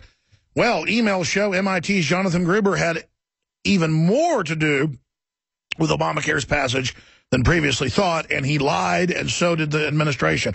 The administration lied? We're going to go over this and play the clips. Gruber, in different videos by Obama and others, was thanked as one of the main architects of Obamacare. Then Obama said he didn't even know him. Do I have to play those clips again? Of course they got his emails in Congress, and he's there basically heavily involved. He's one of the main scammers. He bragged he helped fix the numbers, that it would cut your cost of health care when it increases it.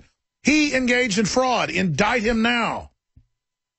No, they're going to have the blackmailed Congress and the blackmailed Supreme Court just go along with it. That's all coming up. Jakari Jackson joins us with some really good news. I mean, I don't know if this is where he's going, but I saw Infowars.com this morning. I saw his videos. I saw what he'd been filing there with Matt, the camera guy from Infowars in Charleston, the site of the tragic events last Wednesday, that they had the Black Lives George Soros group show up trying to stir stuff up, and the locals basically ran them out of town, had a meme of all lives matter. Very exciting to see people come together.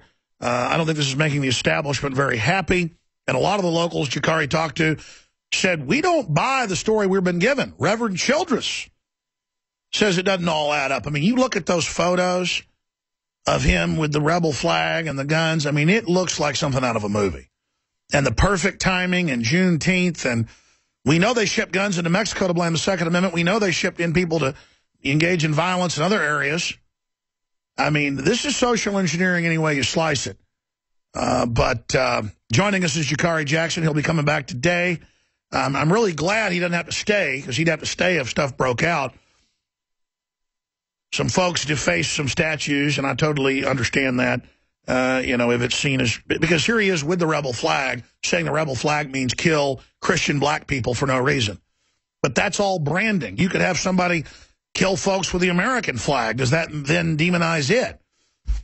It shows the mind control. Jakari Jackson, you were there last night during all of this. What did you witness?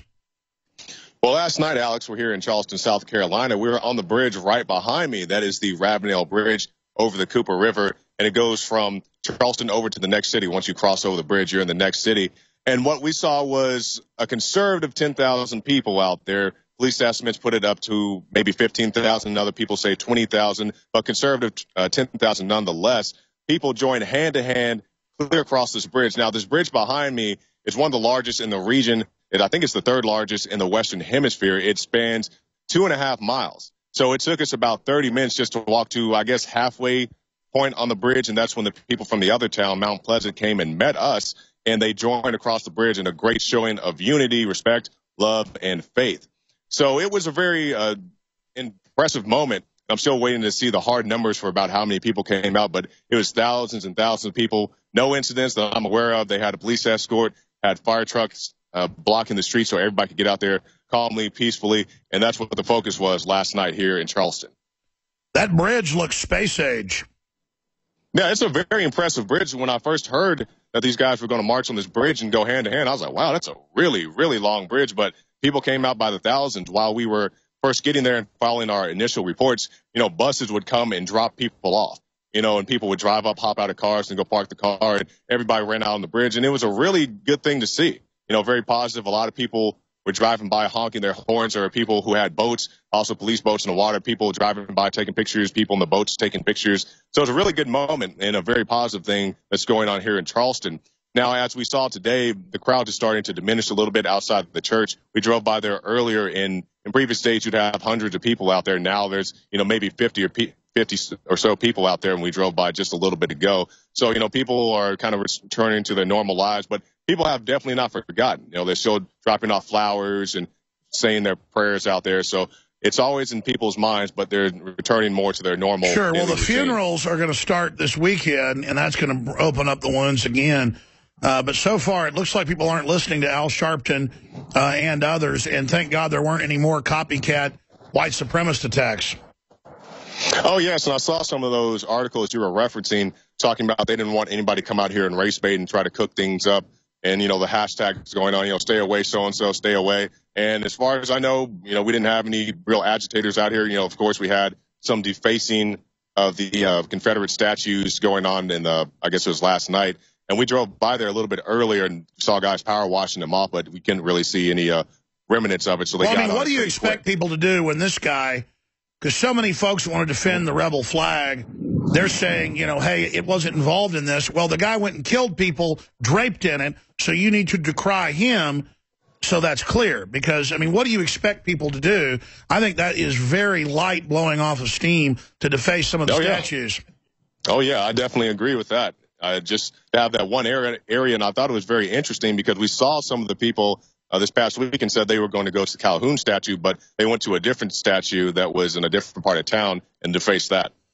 All right. Well, Jakari Jackson, I guess you're getting back on a plane. Thanks for working so hard. I mean, all of our team, I can't say who's the best. You're all so wonderful. But great job again, and great job of the camera crew. Matt's one of our newest additions to the office. He's been doing a great job. I'd say his last name. I didn't ask him if he wants to be known on air by his last name. But, Matt, great job as well. He says thank you. All right. All right. Anything else, Jakari? No, it's just been a good time. And, you know, to anybody who has seen some of the more recent reports I've done over the past year, you know, whether it's Ferguson or some of these other cities, you know, this is a complete 180 from that. And I definitely hope it's a 180 for the country as we move forward. That was a really good people of Ferguson speak out. I forget the exact name. We aired some of it earlier. That was a really good report. Folks are pretty informed down there. Oh, yeah. People are definitely getting educated about what's going on. You know, people are interested in finding out what else is going on behind the scenes, not just these surface things, but what's actually the root cause of some of these incidents we've seen around the country. All right, Jakari Jackson, InfoWars Nightly News anchor, thank you so much. Thank you. And, folks, we intend to hire a couple more reporters and a couple more writers and a couple more camera people, and we're pretty much going to be as big as I want to get InfoWars. But right now we're kind of strapped because we're always sending reporters around, and then all of our reporters do other behind-the-scenes stuff, whether it's camera, editing, and Jakari's done so many of the great intros you see, so much of the great video editing and audio editing. He is a real treasure. I'm so glad we were able to find Jakari Jackson and David Knight and Leanne McAdoo and everybody else. I mean, just what an amazing group of people. I want to do a whole hour on the rebel flag, the stars and bars. Number one, it's a very handsome flag. It's a really good-looking flag. If you go to Infowars.com, you can see the flag. I think a good shot of it as one of the, I don't know if everybody's seen it, but it's got a really cool wrinkled shot of it. To talk about the rebel flag would take an hour to properly hit every angle. At one level, I don't like it. At other levels, I do like it, and I know why people do want to keep it. And so I'm going to spend a few minutes telling you why, and then we're going to come back to CJ, who helps produce the show. He had some historically accurate points during the break, last break, so I want to bring him on in the next segment. Then I'm going to come back, cover world news that we haven't gotten to yet, and some of our top stories. Here's the issue. I'm from Texas. Texas was part of this whole Southern movement. It was not about slavery. I've read the documents, the papers, the real history of the time. It was about who would enjoy Western expansion. The North, that was mainly industrial, had very high tariffs on the Southern cotton and other things leaving the country. Internal tariffs on them trying to sell their goods. Whenever we had a Southern president, Andrew Jackson, the South tried to rebel against him and almost had a civil war over taxes. So even Jackson was letting the North screw the South. 2% of the South had slaves. Most of the whites that were poor were as bad off as the black slaves. I mean, that's historical. They were called sharecroppers. They were slaves for all intents and purposes. Their ancestors got here to pay for the way over. They would sign up for 7 to 10 years indentured servitude. I'm going to skip this network break so we have more time. They would get over here, and so they were slaves too. It doesn't take from the plight of the Africans, who were definitely treated the worst on their way over here and who were treated the worst when it came to their rights. But when it came to starvation, poverty, degradation, the sharecroppers were pretty close to the bottom of the barrel as well. And so Robert E. Lee was the commandant of West Point. He was a famous general in the U.S. military. He didn't support slavery. He didn't support the South, but he supported states' rights. And so he resigned his commission and joined, being a general, within a year or so became the head of the Southern Forces. It's very interesting history. I've read all about it. I don't dress up in gray uniforms at home. I don't dress up in blue uniforms at home. Quite frankly, I have an illustrious lineage in U.S. history, from Texas right back to the founding of the country and before. So obviously, I'm not going to get into my Southern Civil War roots. Just put it to you this way. The rednecks and people, they know about it, bow down to me, okay? But the whole point is that I understand that the South was snookered, the South was bamboozled, the South was set up, and the North was a victim in this thing as well. But 600,000+ soldiers died in the Civil War. Now, did the South fight 3-1, 4-1, 10-1 by the end with about 10 times the military equipment on the North? Did the South win the first 2-3 years against the North with some of the best military maneuvers with Stonewall Jackson and others? Yes. So there's the pride of the South, that they absolutely dominated the North when, on average, they were fighting 4-to-1 against Northern soldiers. But these were city guys from the North. They weren't the children of the wagon train folks. So you talk about skin a buck, run a trot line. The North was fighting Davy Crockett. So that's why they were in deep trouble. The South ran out of shoes, ran out of guns, ran out of bullets. So there's this illustrious strength of the South, and the whole giant black brigades that fought on the side of the South, the whole 9 yards. The history you're given is not the real history that was going on. Slavery was a horrible institution that the West began the process of getting rid of. There were annals in Alabama where a lot of Texans came here because they would try to arm their slaves, basically free them, and then set up basically their own industrial agrarian combines. That was going on. A lot of people in the South got kicked out to Texas because they were doing what George Washington and Thomas Jefferson had done upon their deaths, freeing their agrarian slaves. So it's 2% had slaves. Of those that did, there was a percentage that beat people and killed them and everything else. With most other folks, it was an entirely different culture than what the media projects. No one's defending it. It's just that what you're told in the news and in the media is not what's going on. It has no reflection in reality to what happened.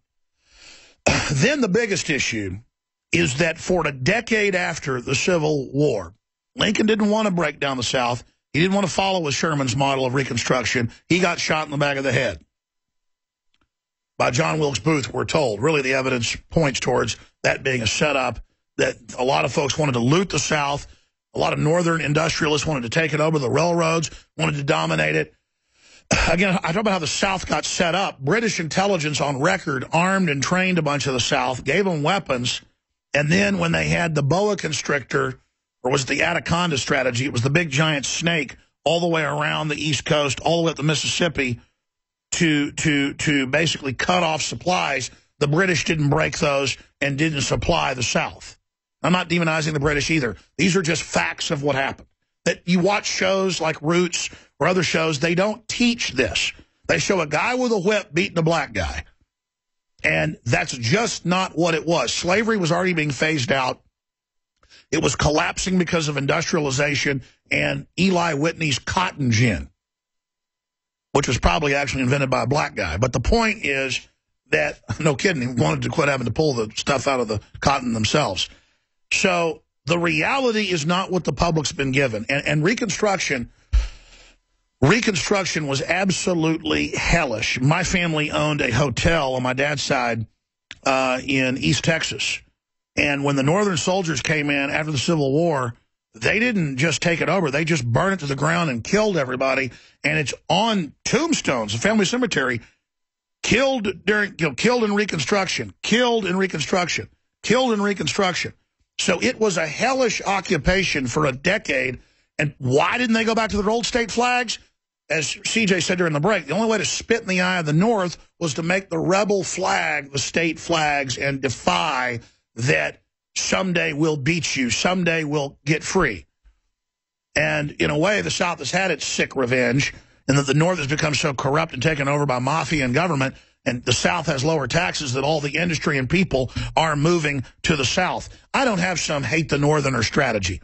You know, I have strong roots to New York on my mother's side of the family and the Ayers family that helped found the state of Texas. And, you know, raised Colonel Travis's son in the whole 9 yards. David Ayers, William Ayers, you name it. They were successful business owners, landowners in New York City. In fact, one of them owned the land the UN's on today, sold it, ended up being in the Rockefeller hands, and that was owned by my family. And they sold everything they had to move to Texas. It was a Protestant revolution against Catholics. And they came here with boatloads of Bibles, and that basically was what ignited the revolution in Texas. And they were there at Washington on the Brazos helping put all that into place.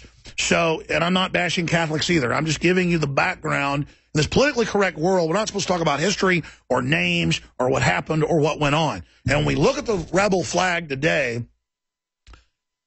And people think, oh, it's about going out and killing folks or it's about slavery. When this scumbag, whether he was behind it or not, the archetype of this guy's a scumbag, this roof, this punk, goes and kills 9 innocent people in their church for no reason but to cause a race war, we shouldn't give him what he wants.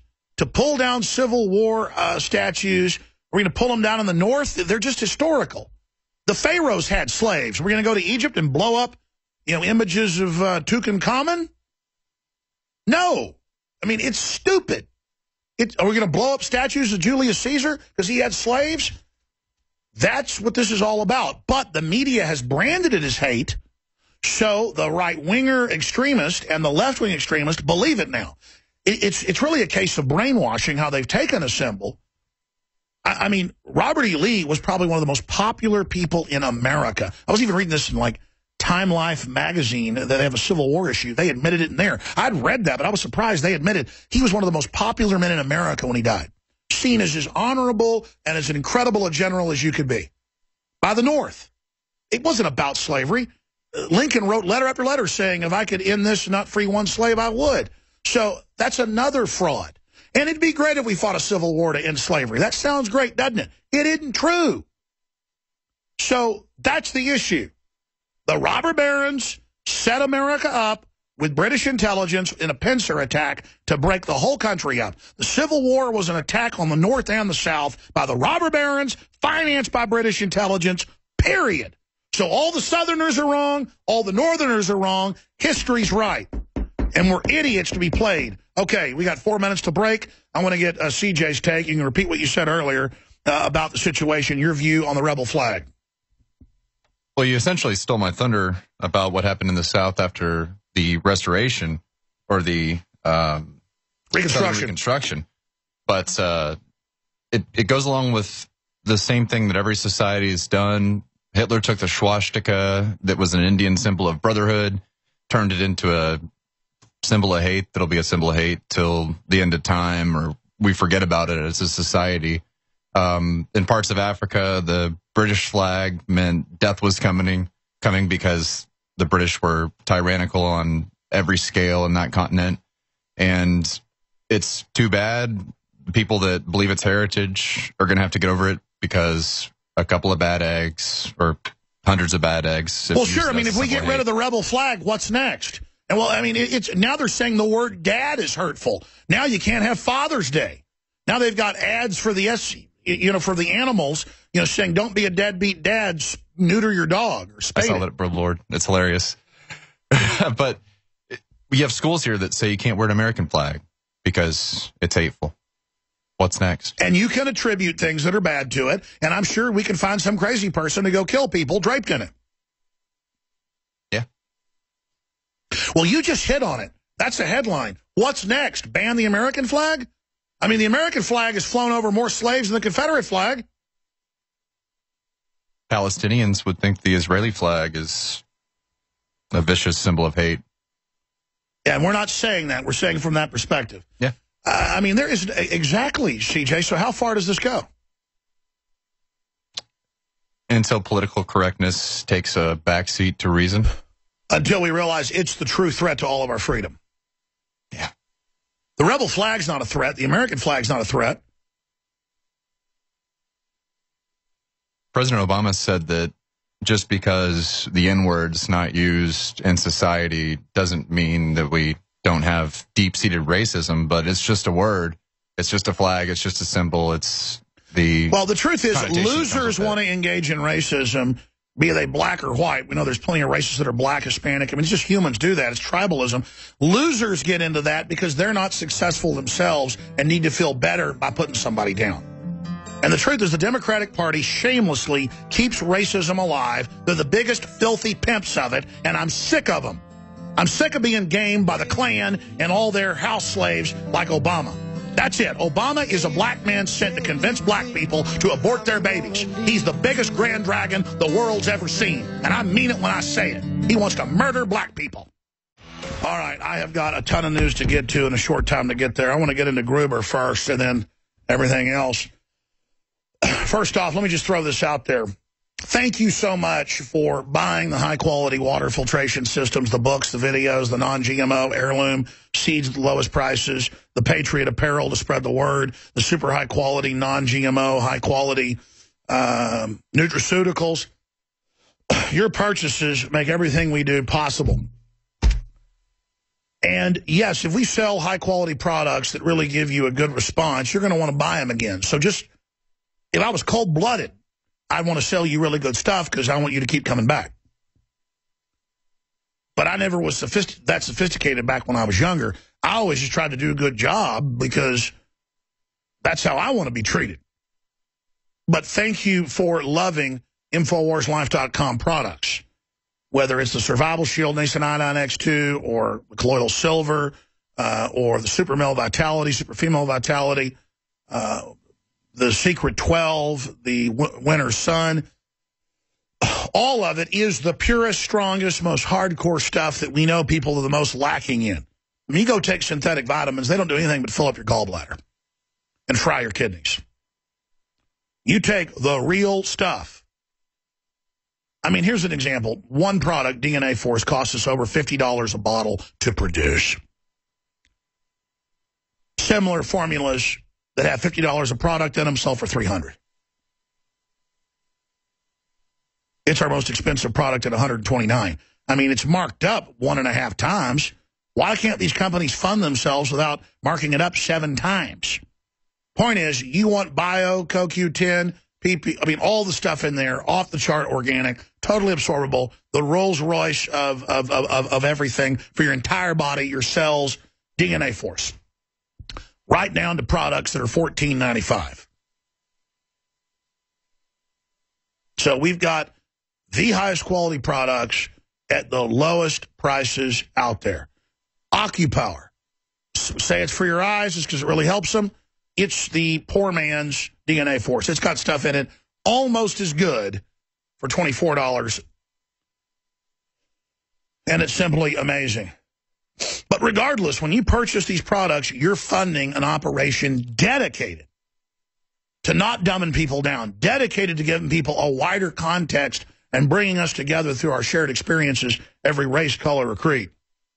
And when I called Obama the greatest grand dragon ever lived, think about it. He could double black unemployment. He could increase worldwide abortions of black people. For Africa, you name it. And be called a lover of black people. I mean, if I'd killed 14 million black people, like Roe v. Wade has, would I be praised? It's just sick. I'm being called a racist because I'm against Obamacare. That's a giant screw job when Obama is a eugenicist front man for people that want to kill everybody. They've just had black people under their thumb more so they could get away with it more on them. We're all in this together. We're not going to make it if we don't wake up. Sorry, I'm digressing. I read last hour, I've asked the crew to bring me just print off 3 reviews every day. There's scores of new ones. There's, I don't know how many reviews, close to 1,000 just on Survival Shield Nascent Iodine X2. This is from Big Mac, Salt Lake City, Utah. I don't want to write a link, and this is on a third-party major review site. You can just click it and see it all right there. I don't want to write a lengthy review, but I will say this product is bleeping hardcore. I lift every day, and the stuff is boosting me to maximum energy. You have to try it, not just listen to reviews. It's awesome. I would recommend this to a friend. There's thousands of these. We've got them for every product. This product is everything they said it was. Warning, if you have high libido, you might want to think twice before trying it. It's that powerful. Too expensive for me to take regularly. It's not that expensive, man.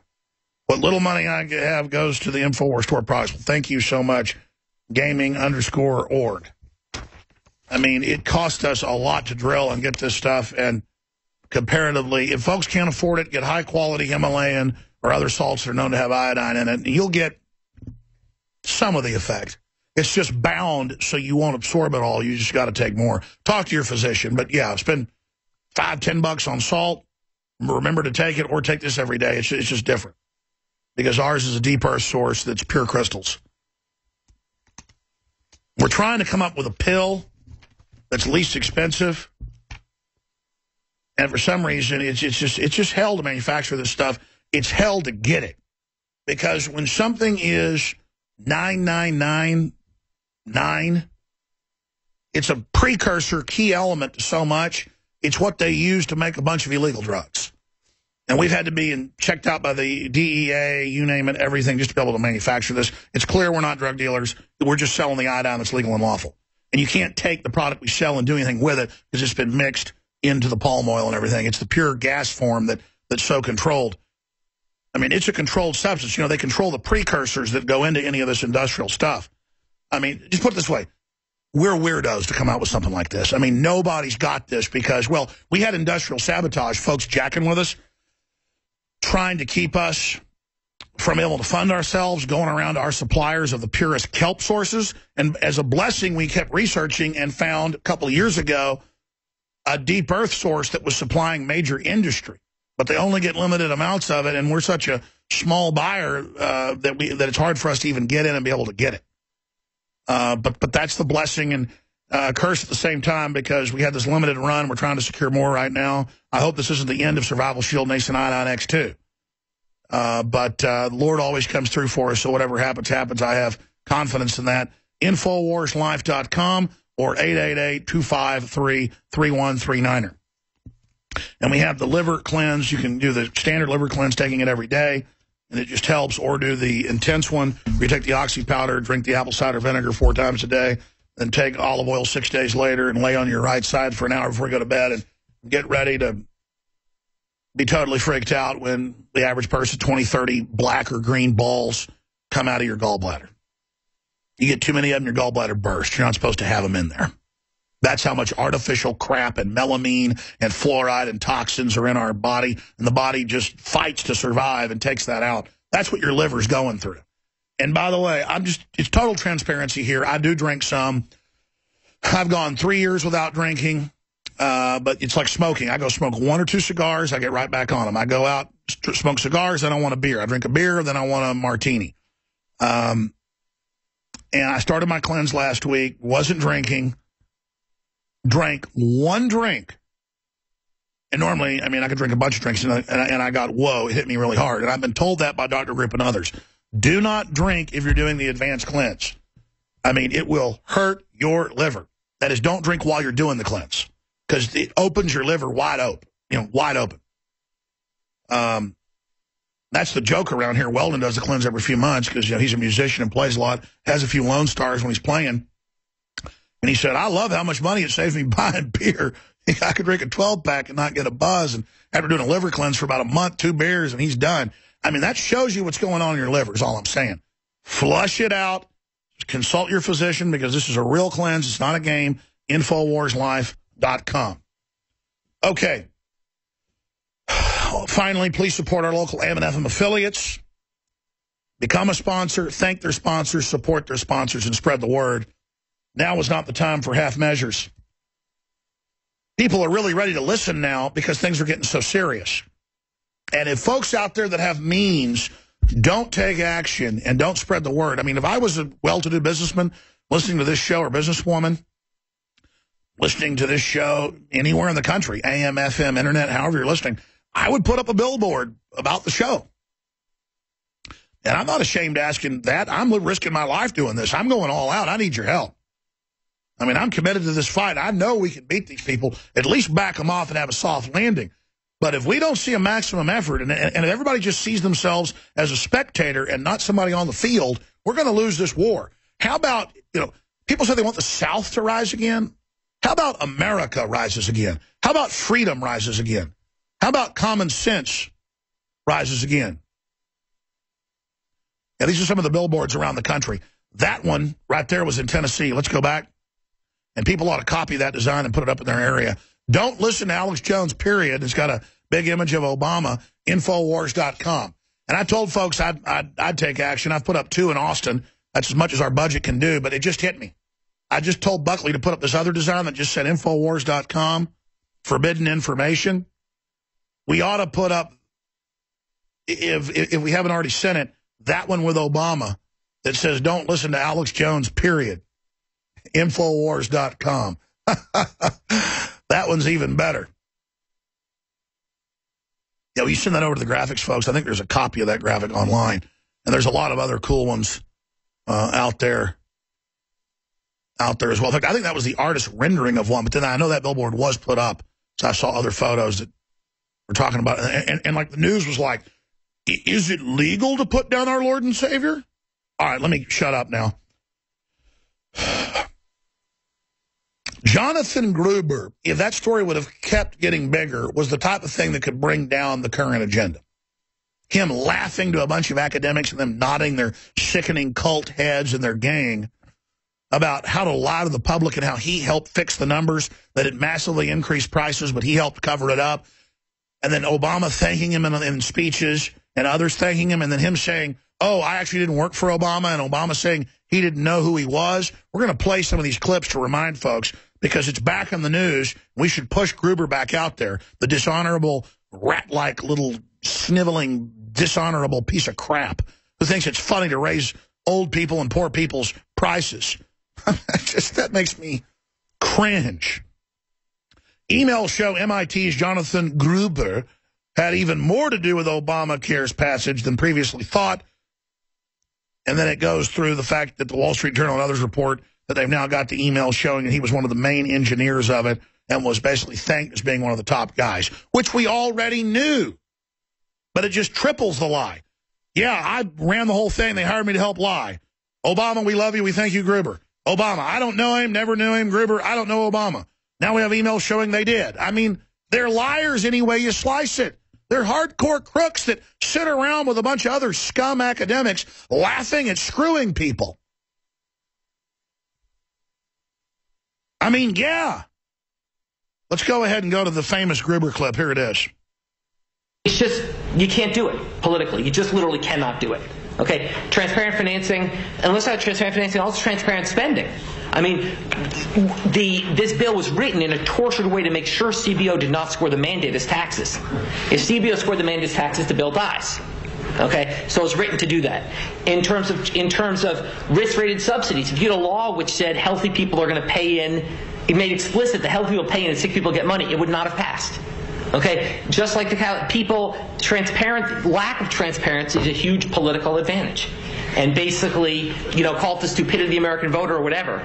But basically, that was really, really critical to getting the thing to pass. And, it's the second best argument. Look, I wish Mark was right. We can make it all transparent. But I'd rather have this law than not. I'd rather have this law to keep it secret. Just like they're keeping TPP secret. Lack of political transparency. Tyranny. Dictatorship. And they all sit around because they're wearing suits and talking in nerd voices like it's okay to rip people off, you crook. There's few people I'd like to slap upside the head, but I tell you, he's one of them. If we were going to have socialist health care, that'd be bad enough. This is a diabolical screw job by the insurance companies. That because it's liberal, it's okay. Let's go to Gruber saying Obama was in the room. Here it is. Thing that's real cost control, that we know it'll work, go after this. Now, the problem is it's a political nightmare. And people say, no, you can't tax my benefits. It feels like. So what we did a lot in that room was think about, how could we make this work? And Obama was like, he's really a realistic guy. He's like, look, I can't just do this. He said, it's just not going to happen politically. The bill will not pass. How do we manage to get there through phase-ins and other things? And we talked about it. And he was just very interested in that topic. And once again, that ultimately became the genesis of what's called the Cadillac tax in the healthcare bill, which I think is one of the most important and bravest parts of the healthcare law. Yeah, it's brave to lie. And doesn't get nearly enough credit. Yep, in your face. Now let's go to Obama saying he didn't know Gruber. Here it is. To inspire young leaders by saying governments need to be held accountable and be responsive to the people. I wonder how you square that with your former advisor, Jonathan Gruber, claiming you were not transparent about the health law. Because in his words, the American people, the voters, are stupid. Did you mislead Americans about the taxes, about keeping your plan, in order to get the bill passed? No, I did not. Lie again. I just heard about this. I get well briefed before I come out here. The fact that some advisor who never worked on our staff expressed an opinion that I completely disagree with in terms of the voters is no reflection on the actual process that was run. We had a... Oh, that's good. Let's go to now him thanking Gruber with Gruber in the room. Here is Obama a year before. You've already drawn some of the brightest minds from academia and policy circles. Many of them I've stolen ideas from liberally. People ranging from Robert Gordon to Austin Goolsbee, John Gruber, my dear friend Jim Wallace here, who can talk, I think, who can inform what are sometimes dry policy debates with a prophetic voice. All right. And now we have the emails that he was absolutely one of the main architects. Of course he was. And he's out there lecturing other academics on how to deceive people. I mean, the guy needs to be indicted for fraud. But the blackmailed Supreme Court continues to uphold Obamacare, which is the most ridiculously criminal, unconstitutional joke. I mean, on its face, you can't give thousands of companies waivers to not be part of it, and everyone else has to be part of it. That's called discrimination. Then you've got all the other facets to it. I mean, you know, foreign insurance companies' profits are up 47% 2 years into this, globally off-screwing us. I mean, Obamacare is a royal fraud. And notice it isn't repealed because the bipartisan scum want it. People like Boehner. Good news, General Mills is dropping artificial flavors and colors from its entire line of cereals. That's because of people voting with their dollars. We see huge successes like this every few days now. The bad news is, and I meant to cover this more today, I will tomorrow, the Earth enters its sixth extinction phase. I covered that some yesterday, but it's so big I'm going to cover it some tomorrow. And this AP article, the big announcement, the Secretary of Defense, U.S. to provide weapons, aircraft, commandos for NATO. And you read the statements by NATO and the head of the Department of Defense, the Department of World War III, the Department of Starting Wars. Used to be called the Department of War. That's forever Bernays had it renamed Department of Defense. See, it's all just spin. They're giving command and control, intelligence, surveillance capabilities, special operations forces, logistics, transport aircraft, and a range of weapon support that include bombers, fighters, and ship-based missiles. Whoa! I should have started the show with that. You know, Kurt Nimmo, I read that this morning and just, oh my God, World War III. Nimmo wrote a great article, but the headline should not be U.S. will provide weapons for NATO commandos to attack Ukrainian separatists. It's NATO accelerates war against Russia, heavy weapons to be deployed. I mean, I don't even know how to describe this. I don't even have a headline that's hardcore enough. This is a wild escalation. In fact, I'm going to shoot a special report for the Nightly News. I really dropped the ball. The whole show should have been about this. But, you know, I mentioned at the first of the show that's coming up in rebroadcast that this is all part of the insanity running towards the collapse, where the West goes in and topples the Ukrainian government, puts a government in. The East is mainly Russian. They start attacking the Russians. The Russians give some supply and logistics to help the people. They didn't start it. And now they've had commandos and trainers there, but now they're escalating it to bombers. I guess they're going to stick Ukrainian pilots in NATO aircraft and start, you know, that means there's going to be NATO fighter pilots. This is wild. And Russia will escalate, and this will be an actual war, undeclared, like Vietnam was for 5 years, from 59 to 64. An undeclared war with Russia, and not in Southeast Asia, not in Africa, but in Ukraine, where Russia's had more than 10 wars. I mean, that is crazy. Here's an important clip of a U.S. senator asking Obama, what gun laws should we have had to stop this fruit ball going in and shooting people in Charleston? Here's this clip. Well, I think the president's off base on this one, to be honest with you. The fact of the matter is that what type of gun law would have made this situation not occur? Frankly, he was already breaking gun laws that currently exist when he went into a church with a gun. When, as a person charged with a felony, he had a gun. So the laws were already broken. To suggest that there's somehow a way for us to specifically stop this occurrence with gun legislation seems to be inconsistent with the facts as we know with him on the ground. He had a handgun. This was not an automatic weapon. So there's really no conversation to be had that somehow the gun laws that we have are not working. The fact is that had the gun laws been enforced, and frankly it's not an enforcement issue, but had the guy obeyed the gun laws, we would not be here. But the challenge is that laws are created for a just society. This guy was not trying to be a part of a just society. Senator Tim Scott of South Carolina, what a great senator on the surface. He makes great sense. But I remember reading the names. I think he voted for TPP. We need to check that vote. You can have such good people. That guy has nice eyes, has a friendly demeanor, has a good voting record on a bunch of issues. But, he comes off as Christian and good. I mean, and then he's TPP. But I want to check that. I'm going from memory. And look it up real quick. Senator Scott's vote on TPP. I want to see on that. It just opens it up to a larger discussion.